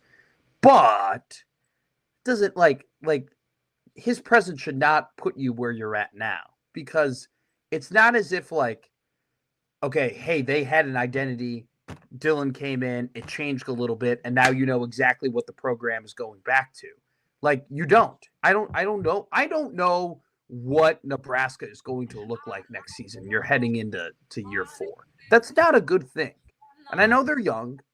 I know they got a lot of guys that need to have more experience and gain a lot of experience this year. But the program should not be as mysterious or maybe even as lost as it appears to be right now, heading into 2026. And maybe we'll get an inkling over the next 2 weeks on the kind of players they're bringing in out of the portal, especially on offense. Kenny Minchie is projected to come to Nebraska, the backup at Notre Dame, to compete with Latif. But what does the running back look like? Makai Nelson, welcome back. But that run-first approach, under center, play action, ball control, those kind of things. But then you ask the additional question, Matt, does it vibe with your OC? Yeah. Who, it better. Yeah. It better. Hey, say it with me. Fat men. Fat men. Fat. That's what we want. Fat men. Robust men that can run fast and tackle hard. Okay, but that's not a good chant. There's too many words. All right. Last hour, Wilson Moore will join us. Huge game tonight. Nebraska, Michigan State at PBA. Wilson is on top of it, and he'll join us next coming up. Place that changes, the rest is still the same, but I've got memories. Travel like gypsies in the night. Live from the Host Coffee Studio, this is 1620 The Zone. 1620 The Zone. Traffic. From the Plumrite Time-Saving Traffic Center, heads up, there's an accident causing the left lane to be blocked on the JFK going northbound at I-480. So be safe around that area. But other than that, still seems to be pretty clear across the metro. So if you're just leaving for a commute, I wouldn't expect many delays. Make sure to keep your seatbelts buckled and eyes on the road. I'm Jake Janasek. The time is now. Lincoln Marathon and Half Marathon registration is now open, and prices are rising. The sooner you sign up, the less you pay. Set the goal, start training. Register now at lincolnmarathon.org. Race day is May 3rd. Hey, wouldn't it be great if life came with a remote control? You know, you could hit pause when you needed to, or hit rewind. Like that time you knocked down that wasp's nest. Uh-oh. Or that time you forgot to roll up your windows in the car wash. Fantastic. Yeah, a remote control would have come in handy then. Well, life doesn't always give you time to change the outcome, but prediabetes does. With early diagnosis and a few healthy changes like managing your weight, getting active, stopping smoking, and eating healthier, you can stop prediabetes before it leads to type 2 diabetes. It's easy to learn your risk. Take the 1-minute test today at doihaveprediabetes.org. Life doesn't come with a remote control. Yikes! So you're on your own with the wasps. You have the power to take control of prediabetes. Visit doihaveprediabetes.org today. That's doihaveprediabetes.org. Brought to you by the Ad Council and its prediabetes awareness partners. I'm Emmett Smith. Opioid poisonings cause the most accidental deaths in the U.S., and I've lost loved ones. But now I'm prepared to save a life. Just remember, lay, spray, stay. Lay the person on their back, use Narcan nasal spray, dial 911, and stay with the person until help arrives. Continue to administer additional doses as needed. And opioid poisoning can happen to anyone, anywhere, anytime. Always be ready to rescue. Learn more at readytorescue.com. Email us on the Equitable Bank inbox with whatever is on your mind. The Zone Inbox is brought to you by Equitable Bank. We take banking personally. You can get me at matt@1620thezone.com. We want to hear from you on the Equitable Bank Zone Inbox. Creighton Sports Update. Tickets are on sale now for Creighton Women's Basketball annual Pink Out game as the Blue Jays host the top-ranked Connecticut Huskies on January 11th at CHI Health Center, Omaha. Be a part of this powerful day in the fight against cancer. Get your tickets today at Ticketmaster.com or by calling 402-280-JAYS. And that's your Creighton Sports Update powered by Monster Tree Service. 1620 The Zone proudly supports Creighton Athletics. It's football season, so grab your friends and make Sky Bar and Grill your football HQ. Feel like you're in the games while watching our massive TV walls and large screen TVs. Enjoy all your favorite beverages and food options with your group and place your bets with a PFC Sportsbook to cash in. All with the friendliest service around. Get in the game at Sky Bar and Grill, located inside Prairie Flower Casino. Play longer, win more at Prairie Flower Casino, just minutes north of downtown Omaha. Must be 21. Please bet responsibly. KOZN Bellevue, Omaha, Council Bluffs. This is 1620 The Zone. Pull up a chair with Gary and Matt on 1620 The Zone. All right, some great coverage, by the way, in the World Herald today. Wilson Moore, Big Game Willie, has gone above and beyond to prepare everybody for Nebraska, Michigan State. He's so fired up for the game. He's already in his spot at PBA 11 hours prior to tip-off, and he joins us now. Happy New Year, Willie. Thank you. Happy New Year, you too. Thanks for having me on. Hey, you know the old line, or maybe you don't, but I'm about to tell you. So Bill Parcells had this line, you are what your record says you are. Nebraska enters tonight's game 13-0, 2-0 against quad one opponents. They're 15th in the net. By the way, Michigan State is 14th. So when I give you that line and you look at it from a Nebraska perspective, you are what your record says you are. 13-0 tells you what about this Nebraska team?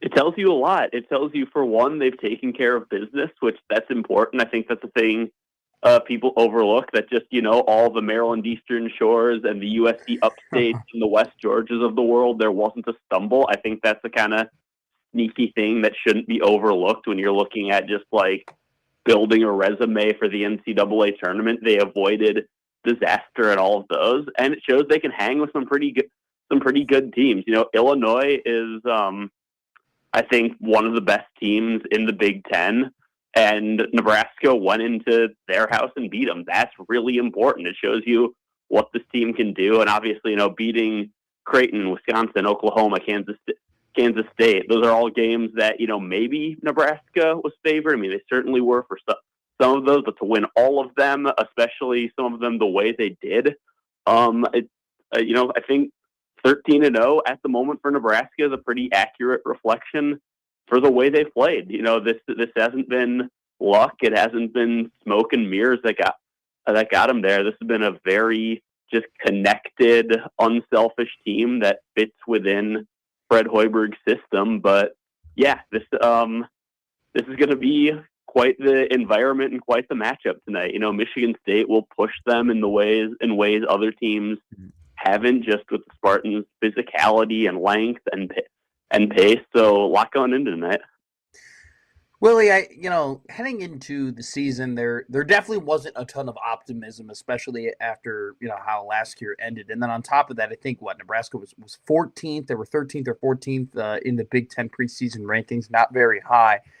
You know, but on the surface, you look at this team, they're like, well, they've played together for a while and they got really good chemistry and things have come together. My question to you is, what were we wrong about? What did we get wrong? What weren't we looking at correctly when evaluating this team in the preseason?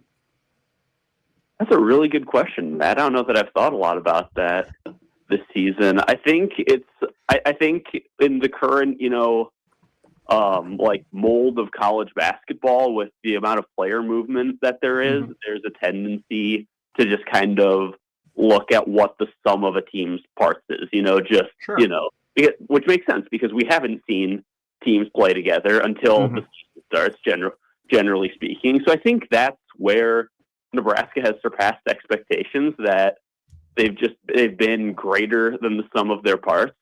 You look at a guy like Sam Hoiberg, whose stats don't really paint a picture of what he does to impact a game and help his team win. And they've got guys like that too. Rink Mask, even as he puts up good, you know, points, rebounding, assist stats, I still don't think that tells a full story of what he does for Nebraska. Fred Hoiberg said a bunch over the offseason. Getting Rink back is as big as any other, you know, any portal acquisition. So I think that, and just the guys they did get, kind of took leaps. You know, Price Stanford has been better than he was at Iowa. Jamarcus Lawrence has been a more kind of mature, developed floor general than he was in his first run at Nebraska. So I'd say those two factors is just the guys they got. Some of them have been better than they were before, and just the way they have fit in has been greater than the sum of their parts, which you can't always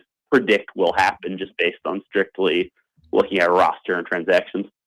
Hey, so one of the matchups tonight is what happens out of the point guard position. And Jeremy Fears is one of the better point guards in college basketball, but you brought his name up there just at the end of the answering the question to Matt. But people will go Mast.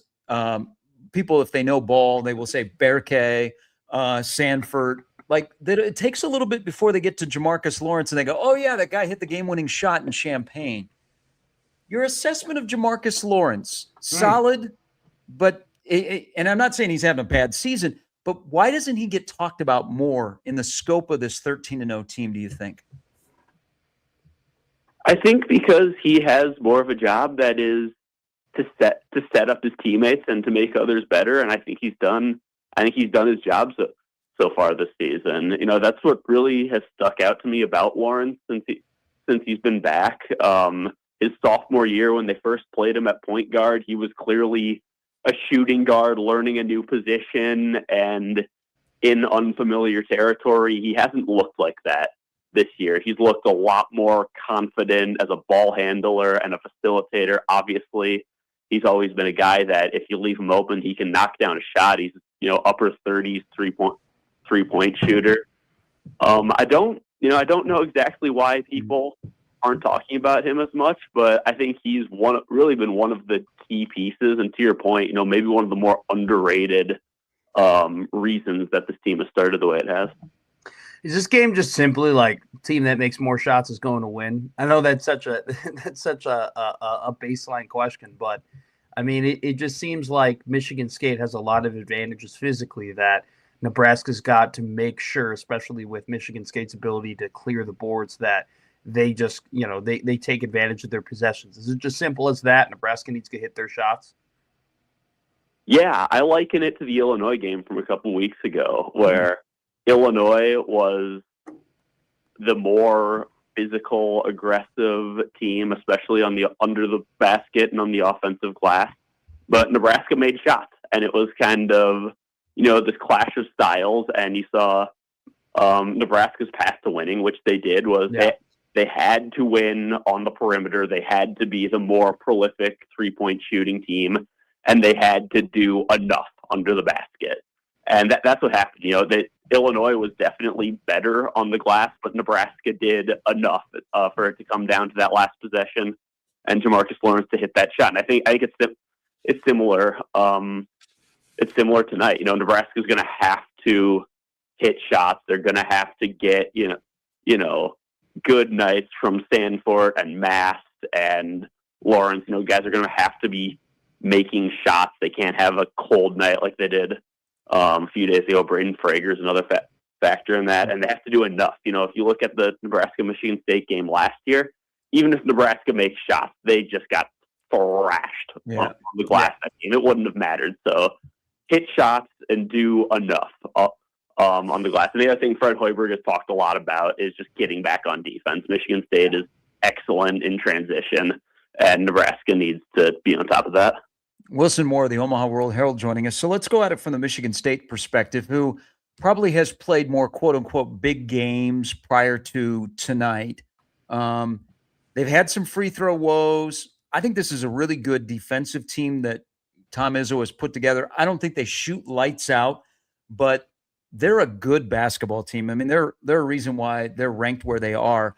But from Michigan State's perspective, who do you think, Willie, has to be their best player for them to have a chance to win at PBA?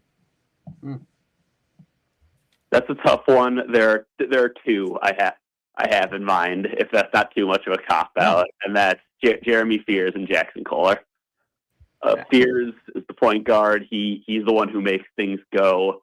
I think he's one of the main reasons that Michigan State is able to play as fast as it does and get out in transition the way it is. He leads the entire country in assist rate. He's the engine of that offense. And then the other is Jackson Kohler, who kind of took it to Nebraska a season ago. I think he got 7 offensive rebounds, finished like 8, 12, and 4 that day. But he's even better a year later. He's shooting 46% from 3. He can do it all offensively at the moment. He's big and physical, and how he can shoot. Rink Mast, Berke Buchtengel, and everyone else who gets in the game in the front court is going to have their hands full with Jackson Kohler, and that's going to be, they're going to have to be physical with him. They're going to have to keep him off the glass as best they can to have a chance. Is there an aspect of this game that you think that Nebraska has a decided advantage in? I would say I think Nebraska has a few more options, particularly on on the perimeter, on the wings. When I was looking at the rosters, I don't think Michigan State has an impact guy like Braden Frager off the bench the way Nebraska does. So I think that's part of Nebraska's path to victory if they do win tonight is just sheer volume and guys hitting shots. I would say that. Overview of the Big Ten. It seems a little top heavy. This could be the first time since 2000 that the conference wins a national championship. Michigan is scary. Nebraska goes there at the end of this month. Purdue is Purdue. Michigan State is really good. I don't think Illinois is going to fall off the map. They've looked great since Nebraska won in Champaign. If you're looking at the Big Ten and where Nebraska fits, your thoughts on the season so far, coming into now the core of conference play in this league, and maybe where Nebraska fits and where they might end up. Yeah, my take on the Big Ten at large over the past maybe month or so has been, if you want to like divide it into tiers, I think it's Michigan and Purdue in one, and then that's the entirety of the top tier is those two. And I think right now Nebraska is firmly in that second tier, along with Illinois and Michigan State. Teams that are maybe not the elite of the conference, but clearly solidly tournament teams and teams that can beat anyone on a given night. So how that shakes out, we'll see. Nebraska picked up a pretty major win within that tier, if you want to think of it that way, against Illinois, and they've got another chance to tonight.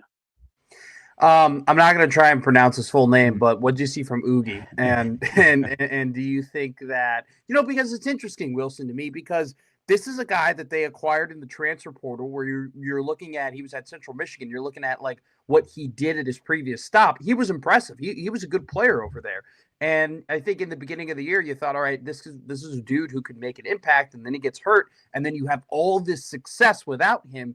Do you look at him now as, after one game as, hey, he can fit in somewhere? Or unfortunately for him, Nebraska's, they kind of got what they got at this point. Well, how do you see his future? Yeah, I think he'll certainly figure into things as the season goes on. Fred Hoiberg has said they want to up his minutes just gradually. They want to bring him back gradually, but they want to get him into the mix. And I was impressed the other night. That was the first time, obviously, I had seen him play in person. He moves well for a guy who stands, I think, 6'11". Obviously, he hit that three, so it shows you can do some of what Nebraska likes out of its big men, which is stretch the floor, play five out. He had two just like nice, like hard, aggressive drives to the basket. Like he moves well. He seems to have some skill, kind of beyond his height.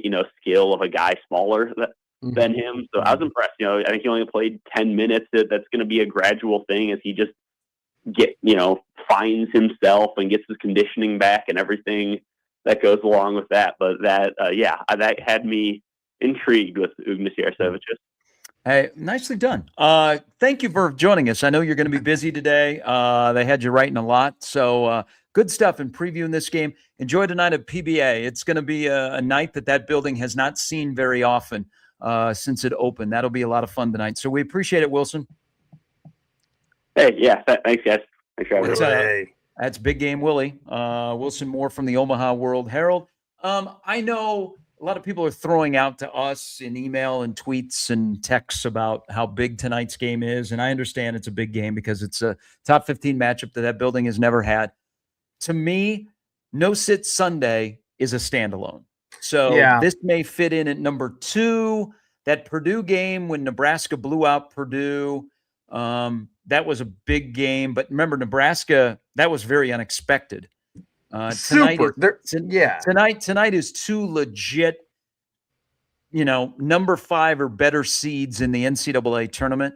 But I think it'll definitely be loud in there. It'll be, I think it'll be an angry crowd that at 8:00 will have been drinking and tailgating, and will be ready to roll. This will be fun.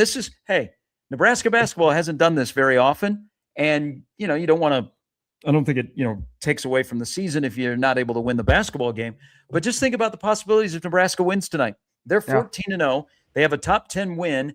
They're off for the weekend, and they could wake up on Monday morning and be ranked possibly 12, 11, 10. I think in the top 10. If they win tonight, they will have won 18 games in a row. Yeah.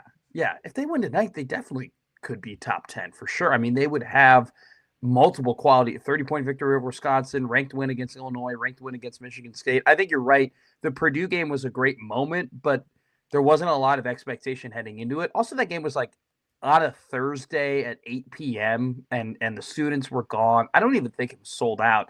I think that Wisconsin game they played later in the year, that had more anticipation, and Wisconsin was good. I think they were, forget what they were ranked. They might have been top 10 as well. I think they might have been 5 or 6.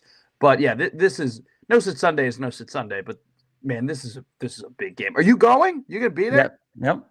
Hell yeah. Tank's Corner, baby. Have a good time. Hey, this will be a fun month to figure out, for all of the Hoiberg waiters that are like, I'm not so sure.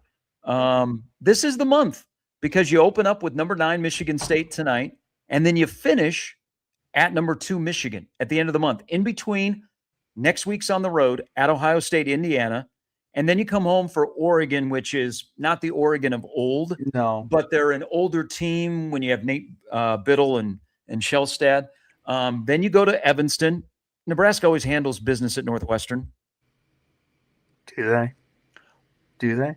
What happened last year? That is true. Yeah. Also, this Northwestern team is not. I'm going to tell you right now. They're 8-5. Yeah, they're bad. They're not good. They just so everybody, you don't have to go back and watch any of Northwestern games to know. I'll just tell you right now, they're not good. Okay, they don't know how to play basketball. They're athletic. I'll tell you this: they're athletic this year. They just don't know how to play ball. So don't worry about that. So then you have Washington at home, at Minnesota, and then that game at Michigan. But this is like an important moving month for Hoiberg and Nebraska basketball because they enter unbeaten. They've already won a couple of conference games. I think, to make sure they're in the dance, they got to get to 21. I think a 500 record, you're definitely in. But Nebraska's off to a good start where they're starting to, like if you're putting Sharpie down, you've have the S and the H. But look at this. Sure. This is the month. This is the month to, again, convince people that this is different. The net ratings. The only teams you play that are in the top 35 in net ratings are Michigan State, Indiana, and Michigan. Minnesota is 108, Washington is 54, Northwestern 72, Oregon is 95, Ohio State is 44. The one thing about Hoiberg is, they'll pull off the Indiana win, they'll pull off the Wisconsin win, but they have the tendency to lose at Penn State, to lose at Northwestern, to lose against Rutgers, to lose against Minnesota. Yeah, you can't afford those bad losses when you're trying to help your resume. You're spot on. That's why this month is okay. And I say, hey, if Nebraska goes 4-4, I'd take it.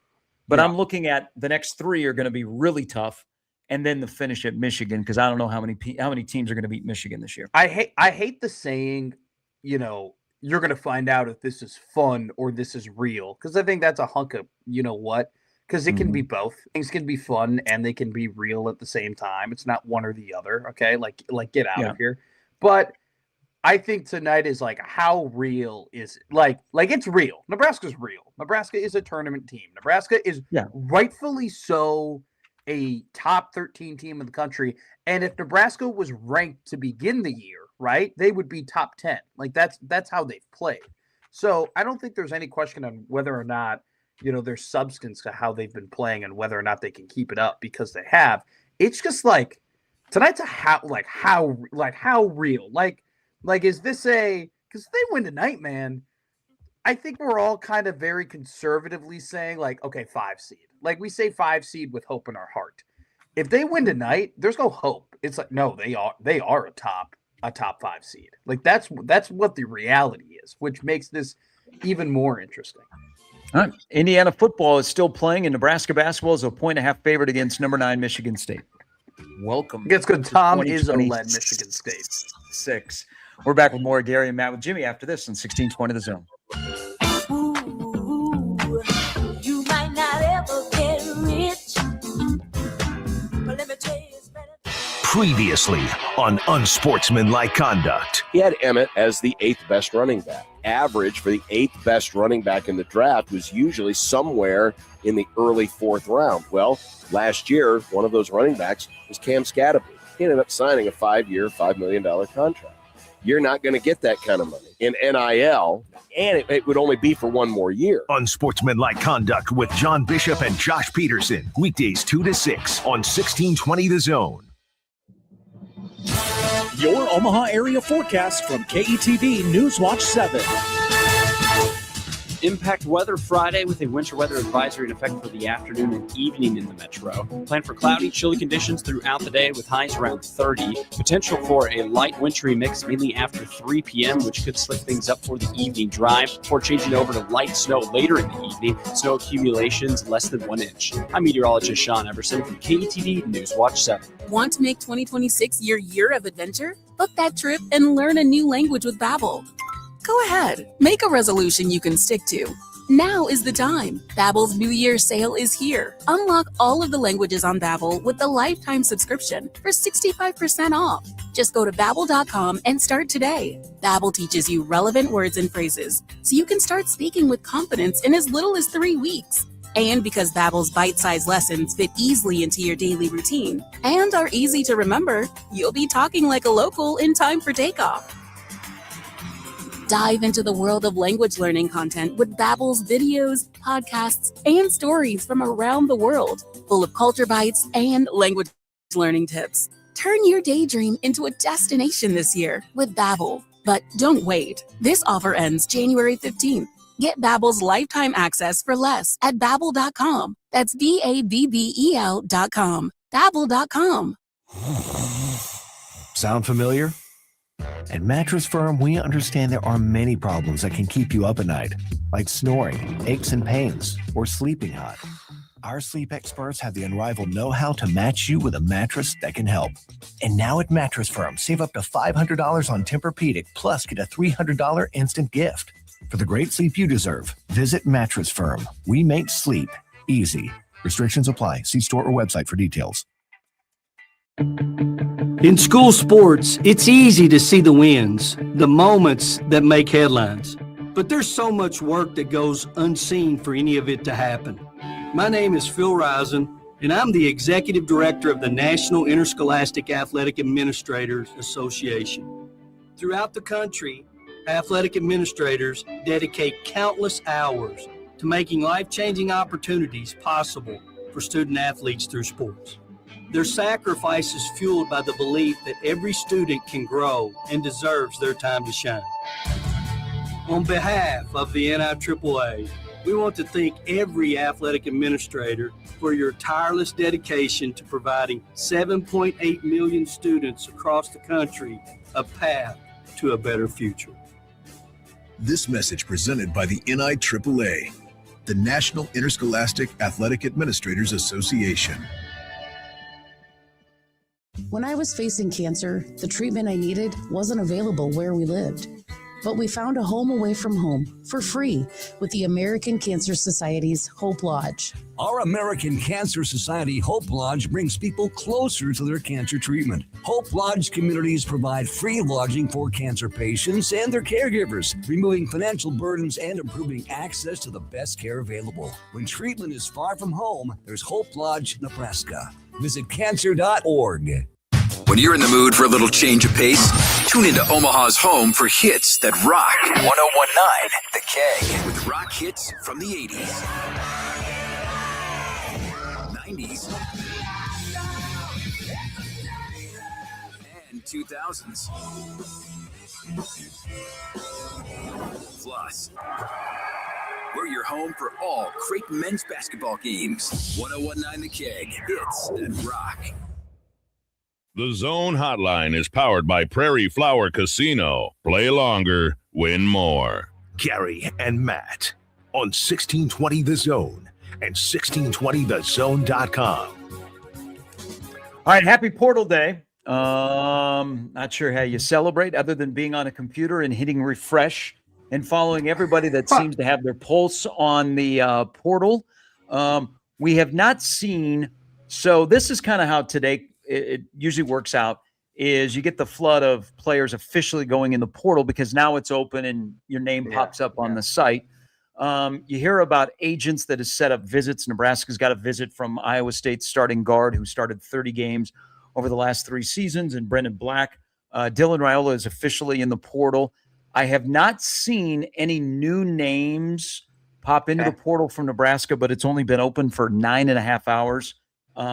I think maybe you could get, over the course of the next couple of days, some guys that have re-signed to come back that maybe didn't mention it in Vegas in the post game, like Shavers and Van Poppel and Len Hart all said they're coming back. Need to see Andrew Marshall. That would be a good piece to start for him to say he's coming back. But big. the big one this morning, and this is Nebraska's number one target when it comes to quarterback. I'm up to 6 different college football portal people that have said that Kenny Minchey, they have crystal balled Kenny Minchey, the backup to CJ Carr, that he will be coming to Nebraska. Let me write him into my paper depth chart here. There you go. I'm gonna mark him in. And while you do that, this is something from Sipple that we were talking earlier in the show. I said, did you expect anything differently in the bowl game? The last 2 games kind of told me everything that I needed to know about the way the season finished. Sure.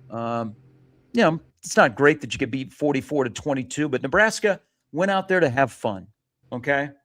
Rule wanted it as a reward for his team. They went out there to have fun. Yeah. They didn't tackle in practice. They started implementing some of the things of the new defensive coordinator. So that led to confusion, which is over 300 passing yards. It is what it is. But Sipple today in Tunnel Talk drops this little nugget. Remarked a Las Vegas Bowl official as we walked out of the post-game media area. Quote, Nebraska's lack of athleticism is shocking. Glad that person had not watched some of the previous games this season. So has become a very hot topic over the last 48 hours. Corey Campbell, strength and conditioning coordinator, and the strength and conditioning coach takes a lot of their lead from the head coach. They just don't go willy-nilly and they do stuff on their own. Yeah. It's one of the most important hires you have, but the head coach does have say in directing the way he wants certain guys to look. What do they want? Position group, so on and so forth. Sure.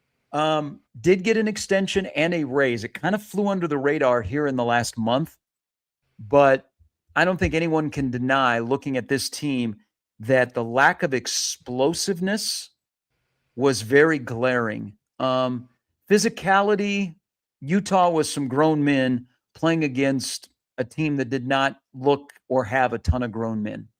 I was watching the college football playoff yesterday, and I was thinking that. I was like, why do these teams and these players look so much different than what Nebraska trots out there? Like, why? Dude, Alabama's offensive line is they are mammoths. They are just big men. And Indiana's offensive line, they weren't, they're big. They were fast. They were quick off the ball. They were getting up to the second level. And like Roman Embiid kind of ran with just a strength to him that I just feel like no other Nebraska ball carriers really ran with. Like Emmett was so elusive, right? Mm-hmm. But like you didn't really have anybody who could just barrel into dudes and just because they're putting their weight forward, get 3-4 more yards after contact, right? And so I thought that too, Gare. I'm like, we are in year 3, and Nebraska hasn't walked in and been like, oh my God, they look so much faster, or oh my God, they look so much more physical. They kind of, I hate to put it this way, but they just kind of look normal. I feel like they don't have any like physical advantages. The only physical advantages that I see is that Quinn Clark is just bigger and longer than everybody else, right? That's not by stock. Yes, man, he's good. He can be good. He can be really good. You're gonna have a more fair share of 50-50 balls. Quinn Clark is he's on a buy stock list for 2026. The explosiveness at all position groups is worrisome, and I will be very curious on what they do with offensive line. I think Nebraska moving forward will pursue more athletic offensive linemen, and maybe those guys are on campus, but the style of offensive line that they've been playing or being taught hasn't been able to show that. And those are some of the guys that we know their names, but they have yet to play. Look at, and that's why I said earlier, you have me with Jeep Wade. Jeep Wade has got me going, okay.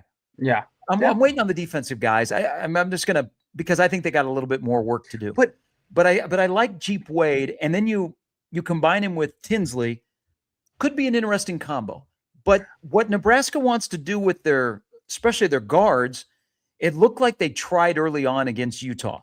And remember, there is the great Stu Manji stat out there about Nebraska offensively. Nebraska, since the Minnesota game, now this includes the Minnesota game, Nebraska offensively, on their first 2 drives, they have scored 52 points. Do you know what they've done in all the drives after the first 2? These are the last 7 games. Yeah. Minnesota through Utah. Stu Manji tweeted this out. The first 2 drives in the last 7 games have resulted in 52 points. Yeah. The remaining drives, would you like to guess how many points they've resulted in? I'm not going to guess. I know the answer. It's 53. Yes. Okay. That is mind-boggling. Mr. Holgerson, we got to have a talk. Well, which is still, that's an off-season discussion on what happens over the next 2 weeks, and they build it. But back to the offensive line, so early in the game, and Lutovsky didn't really pull much this year. No, I think he could have pulled more because I think he's athletic. He's not only strong, he's athletic. They started, their first 2 drives where all of a sudden Quentin Ives looks good. Mekhi Nelson looked like who I thought he was going to be, but Emmett was so good that Nelson and Mosey didn't get a lot of run during the season. And I think Nelson's your RB2. You got to go get an RB1. You got to go get an RB1, but Nelson is your RB2 for 2026. But their first 2 drives, the guards were active. Okay. They were running counters. They were pulling guys. And I think you're going to see that moving forward. So that strength and conditioning, do they have athletic big guards? And I'm looking at Black from Iowa State. He's 6'4", 320, and just trying to find highlights and where he's, highlighted and you can see him. Sure. He kind of fits that bill. I mean, that's 320, and you get him out on the edge as a puller or running counters. Yeah. Okay. Yeah. I can maybe see what you're seeing in the offense. So strength and conditioning when it comes to the offensive line, instead of just straight up Coke machines, do they have Coke machines that give you diet and regular? Sure. I think, obviously, and we've talked about this before, they are a big measurables program in terms of what they're trying to recruit to, right? When they go ahead and they had these camps and where they would go and recruit guys, the measurables of, what was their length? What was their, how fast they were? Did you reach these times? Were you this weight? Are you this height? Is your wingspan this?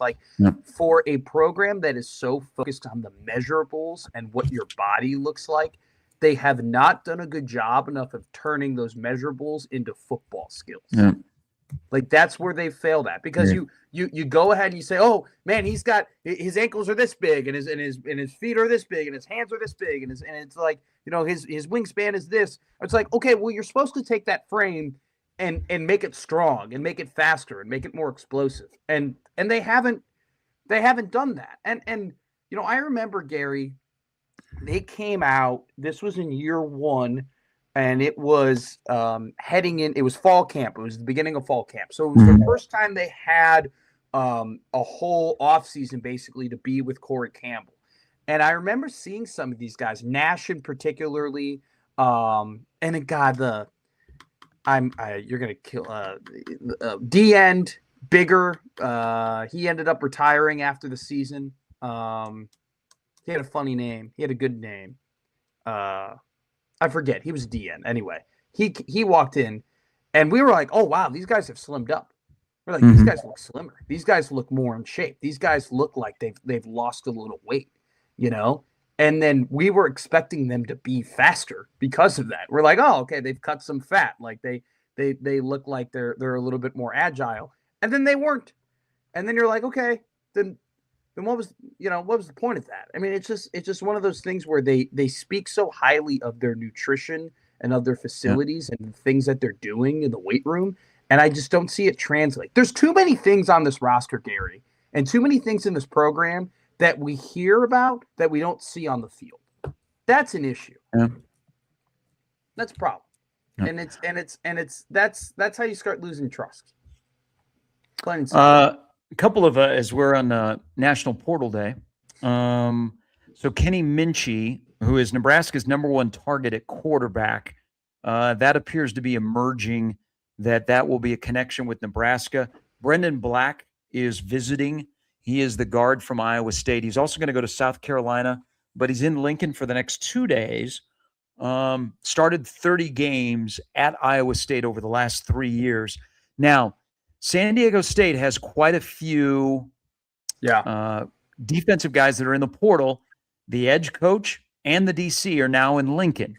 One guy that went in last night, like I think I mentioned his name a couple of weeks ago, Owen Chambliss. Yeah. That's probably somebody that Nebraska, like Rob Orich is saying, you got to come to Lincoln. We're going to pay you. You got to come to Lincoln. Leading tackler in San Diego State's defense. There's another guy, an edge rusher that is a 2-time Mountain West Conference player, in Trey White. Yeah, he's good. Texas Tech appears to be somebody that Nebraska is going to have to battle with. And remember, Texas Tech, who lost yesterday, got shut out, and Campbell has already said they're going to double down on the money they're going to spend on the roster. Well, the Big 8 is, or the Big 12, excuse me, 1-8 in the playoff. Hey, everybody's going to spend money, but there are two different things when you get into the postseason. There is spending money to construct a playoff roster, and then there is coaching. Okay? I think Oregon coached better than Texas Tech yesterday. So it looks like for Trey White, Texas Tech and Nebraska are going to battle for him. But Nebraska looks like they've gotten their quarterback, and people have takes on Kenny Minchey. I would love for Nebraska to finally win one of these frickin' battles with one of these big schools, right? I mean, we've seen it where it's like they go up against Georgia, they go up against Oregon, they go up against Tennessee, they go up against, yesterday, right? Like Kawan Lacey and Nate Frazier, Lacey was fully committed to Nebraska at one point for Ole Miss, and Nate Frazier was in the building, and they were going after him, and they lost him. I would love for Nebraska to battle a team like Texas Tech and actually come out victorious.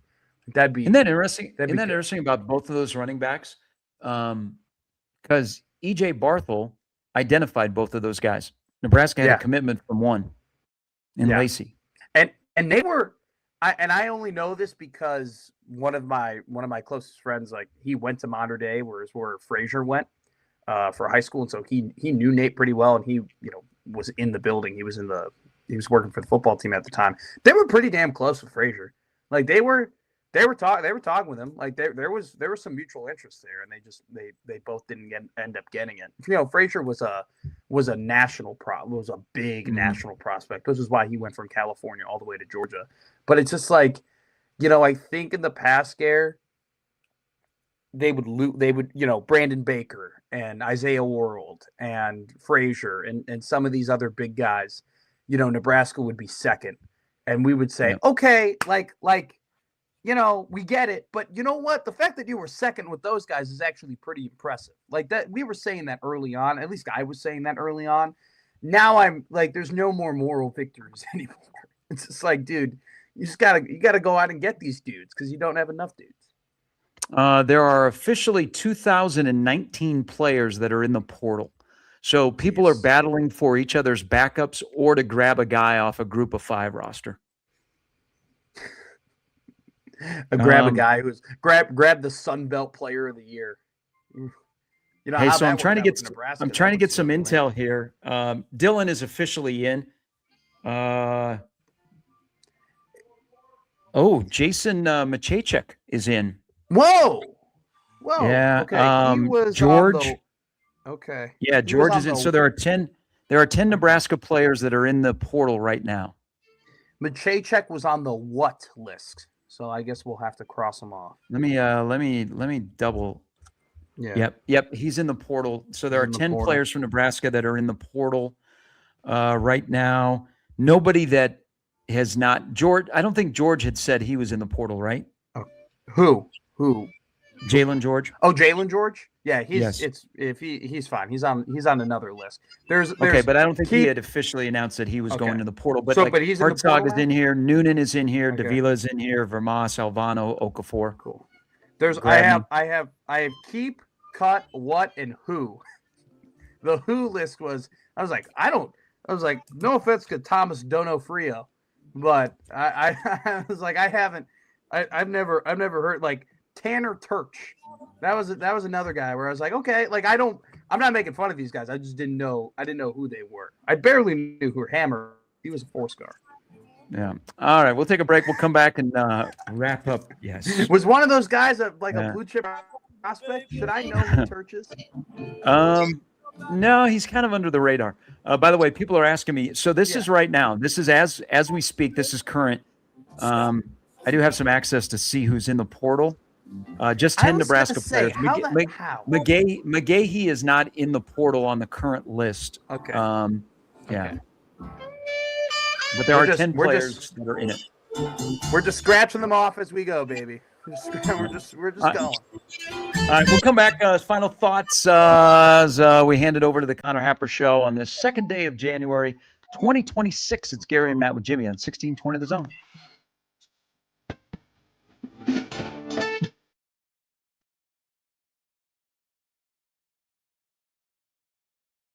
Omaha's most listened to all sports radio station. Again and again and again. 1620 The Zone.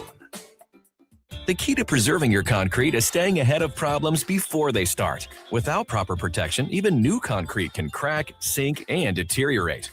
Everlevel Concrete Repair offers preventative maintenance to protect your driveways, sidewalks, or any concrete surface. Proactively staying ahead of these issues can save you from replacing your concrete altogether. Preserve your concrete for the long haul. Call Everlevel Concrete Repair or visit everlevelconcrete.com today to schedule your free inspection. When you're in the mood for a little change of pace, tune into Omaha's home for hits that rock. 1019 The Keg with rock hits from the 80s, 90s, and 2000s. Plus, we're your home for all Creighton men's basketball games. 1019 The Keg, hits that rock. Deciding on a college with your high school senior can be a little overwhelming for parents. But applying for money to pay for it is simple. FAFSA, the free application for federal student aid, is now easier than ever with fewer questions and faster fill-out times. If you have a high school senior, now is the time to apply for thousands of dollars for classes, books, and housing. Get started, Nebraska, at dothefafsa.org. Sponsored by Education Quest Foundation. Aired with the Nebraska Broadcasters Association and this station. Howdy, Greg Wagner joining you from the Nebraska Game and Parks Commission, and time now for another Nebraska Outdoor Update. Hey, time to get out of the house. Enjoy Nebraska's many state parklands on those nice days when we get them. Grounds are open for all kinds of outdoor recreation. You just need to bring your own water, have a current state park permit, and bring along some money for those camping fees if you want to camp out. I always say, park it in a park. By the way, you can get lots of information on the Nebraska State Parks online through the Game and Parks website, outdoornebraska.gov.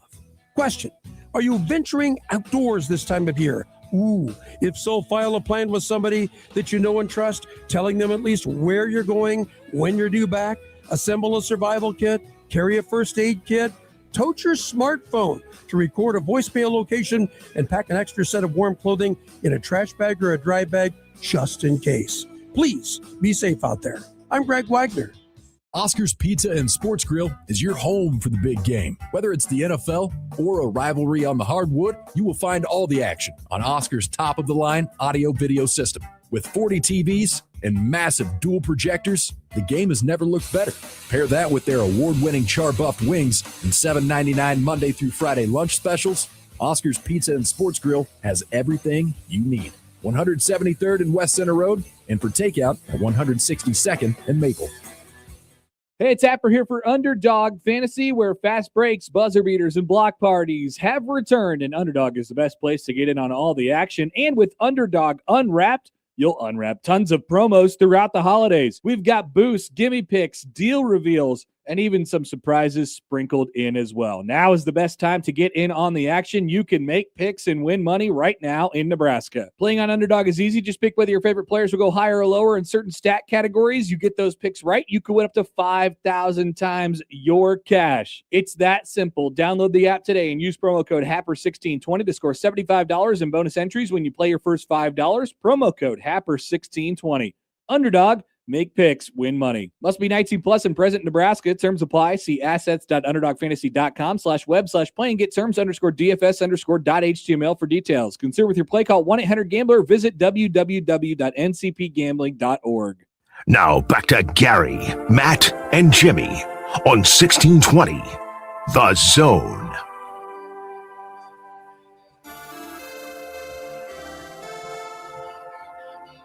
Oh, do I have one more thing? Yeah.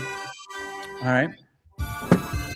This is one of the greatest Canadian defensemen of all time. This is Duncan Keith, for those wondering. This was look at this. This is like a wooden, this is wood. This is legit stuff. It's like a little tar type thing. I don't know what it is. It's cool.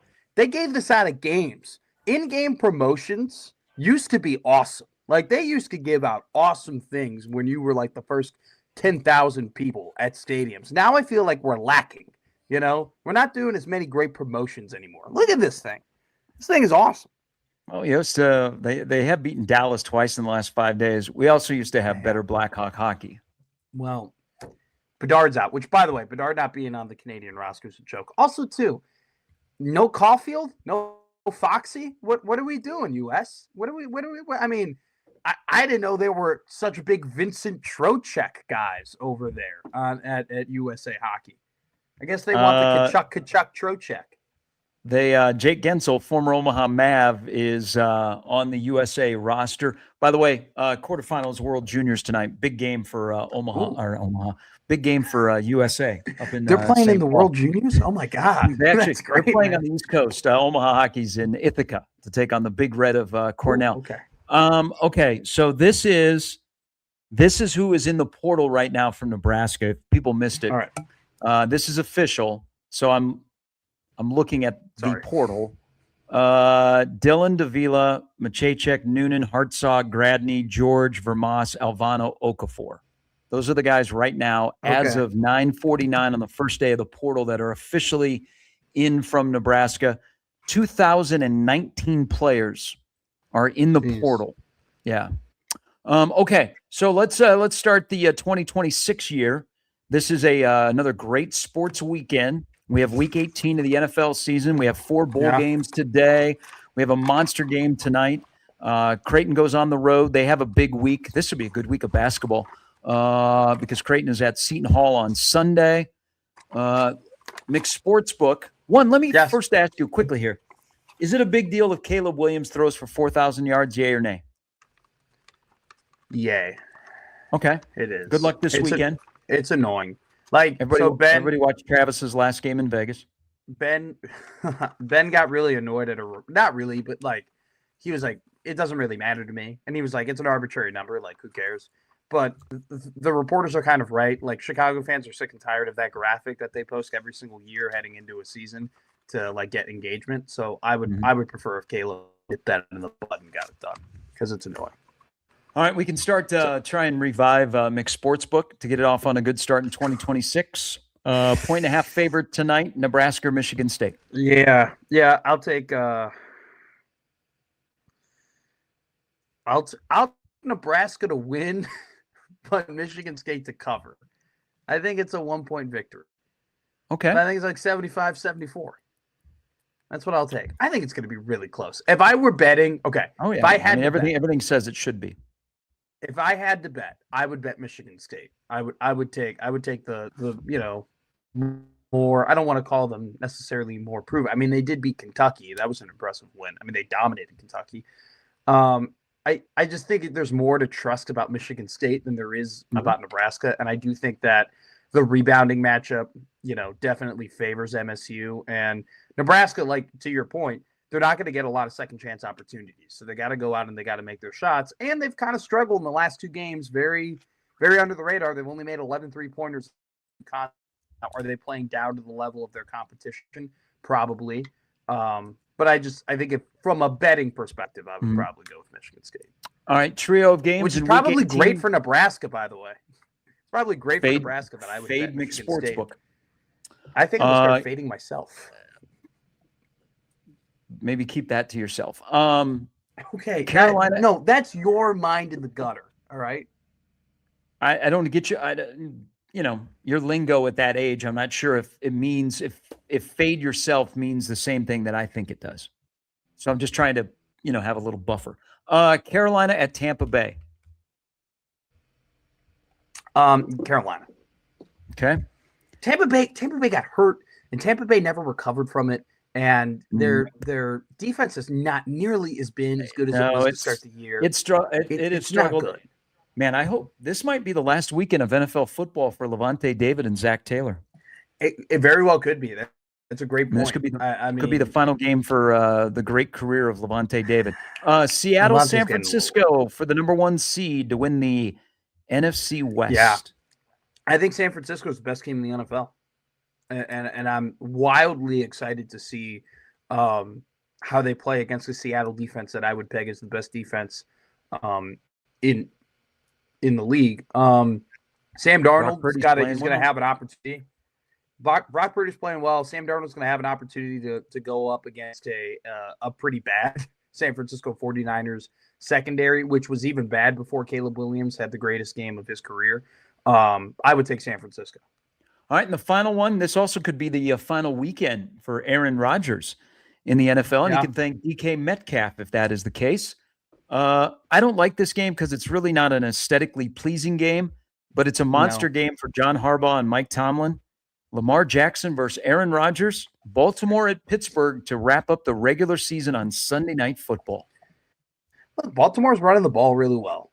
Like that's kind of been a very sneaky thing that they weren't as effective this year doing as they were last year. Now it had a lot to do with Lamar being hurt. Lamar's now back. I think Pittsburgh is just destined to be 9-8 for the rest of eternity, and I think it would be very appropriate after playing the Cleveland Browns and basically having an 87% shot at going to the playoffs if they were to blow it. Baltimore's got momentum. Pittsburgh, I think, is gripping onto the steering wheel, and they're not going to have their deep ball threat in DK Metcalf because he's a dummy for hitting a fan. So I would take Baltimore in this one. All right. Glad to be back with all of you. Good to see you. Thanks for the tour of your bedroom. Sorry. Oh, I noticed you did something. Who made your bed? Who made your bed? Did Mom come in and make the bed? No, I took the bed off. My blanket is up on the window because the sun is coming in.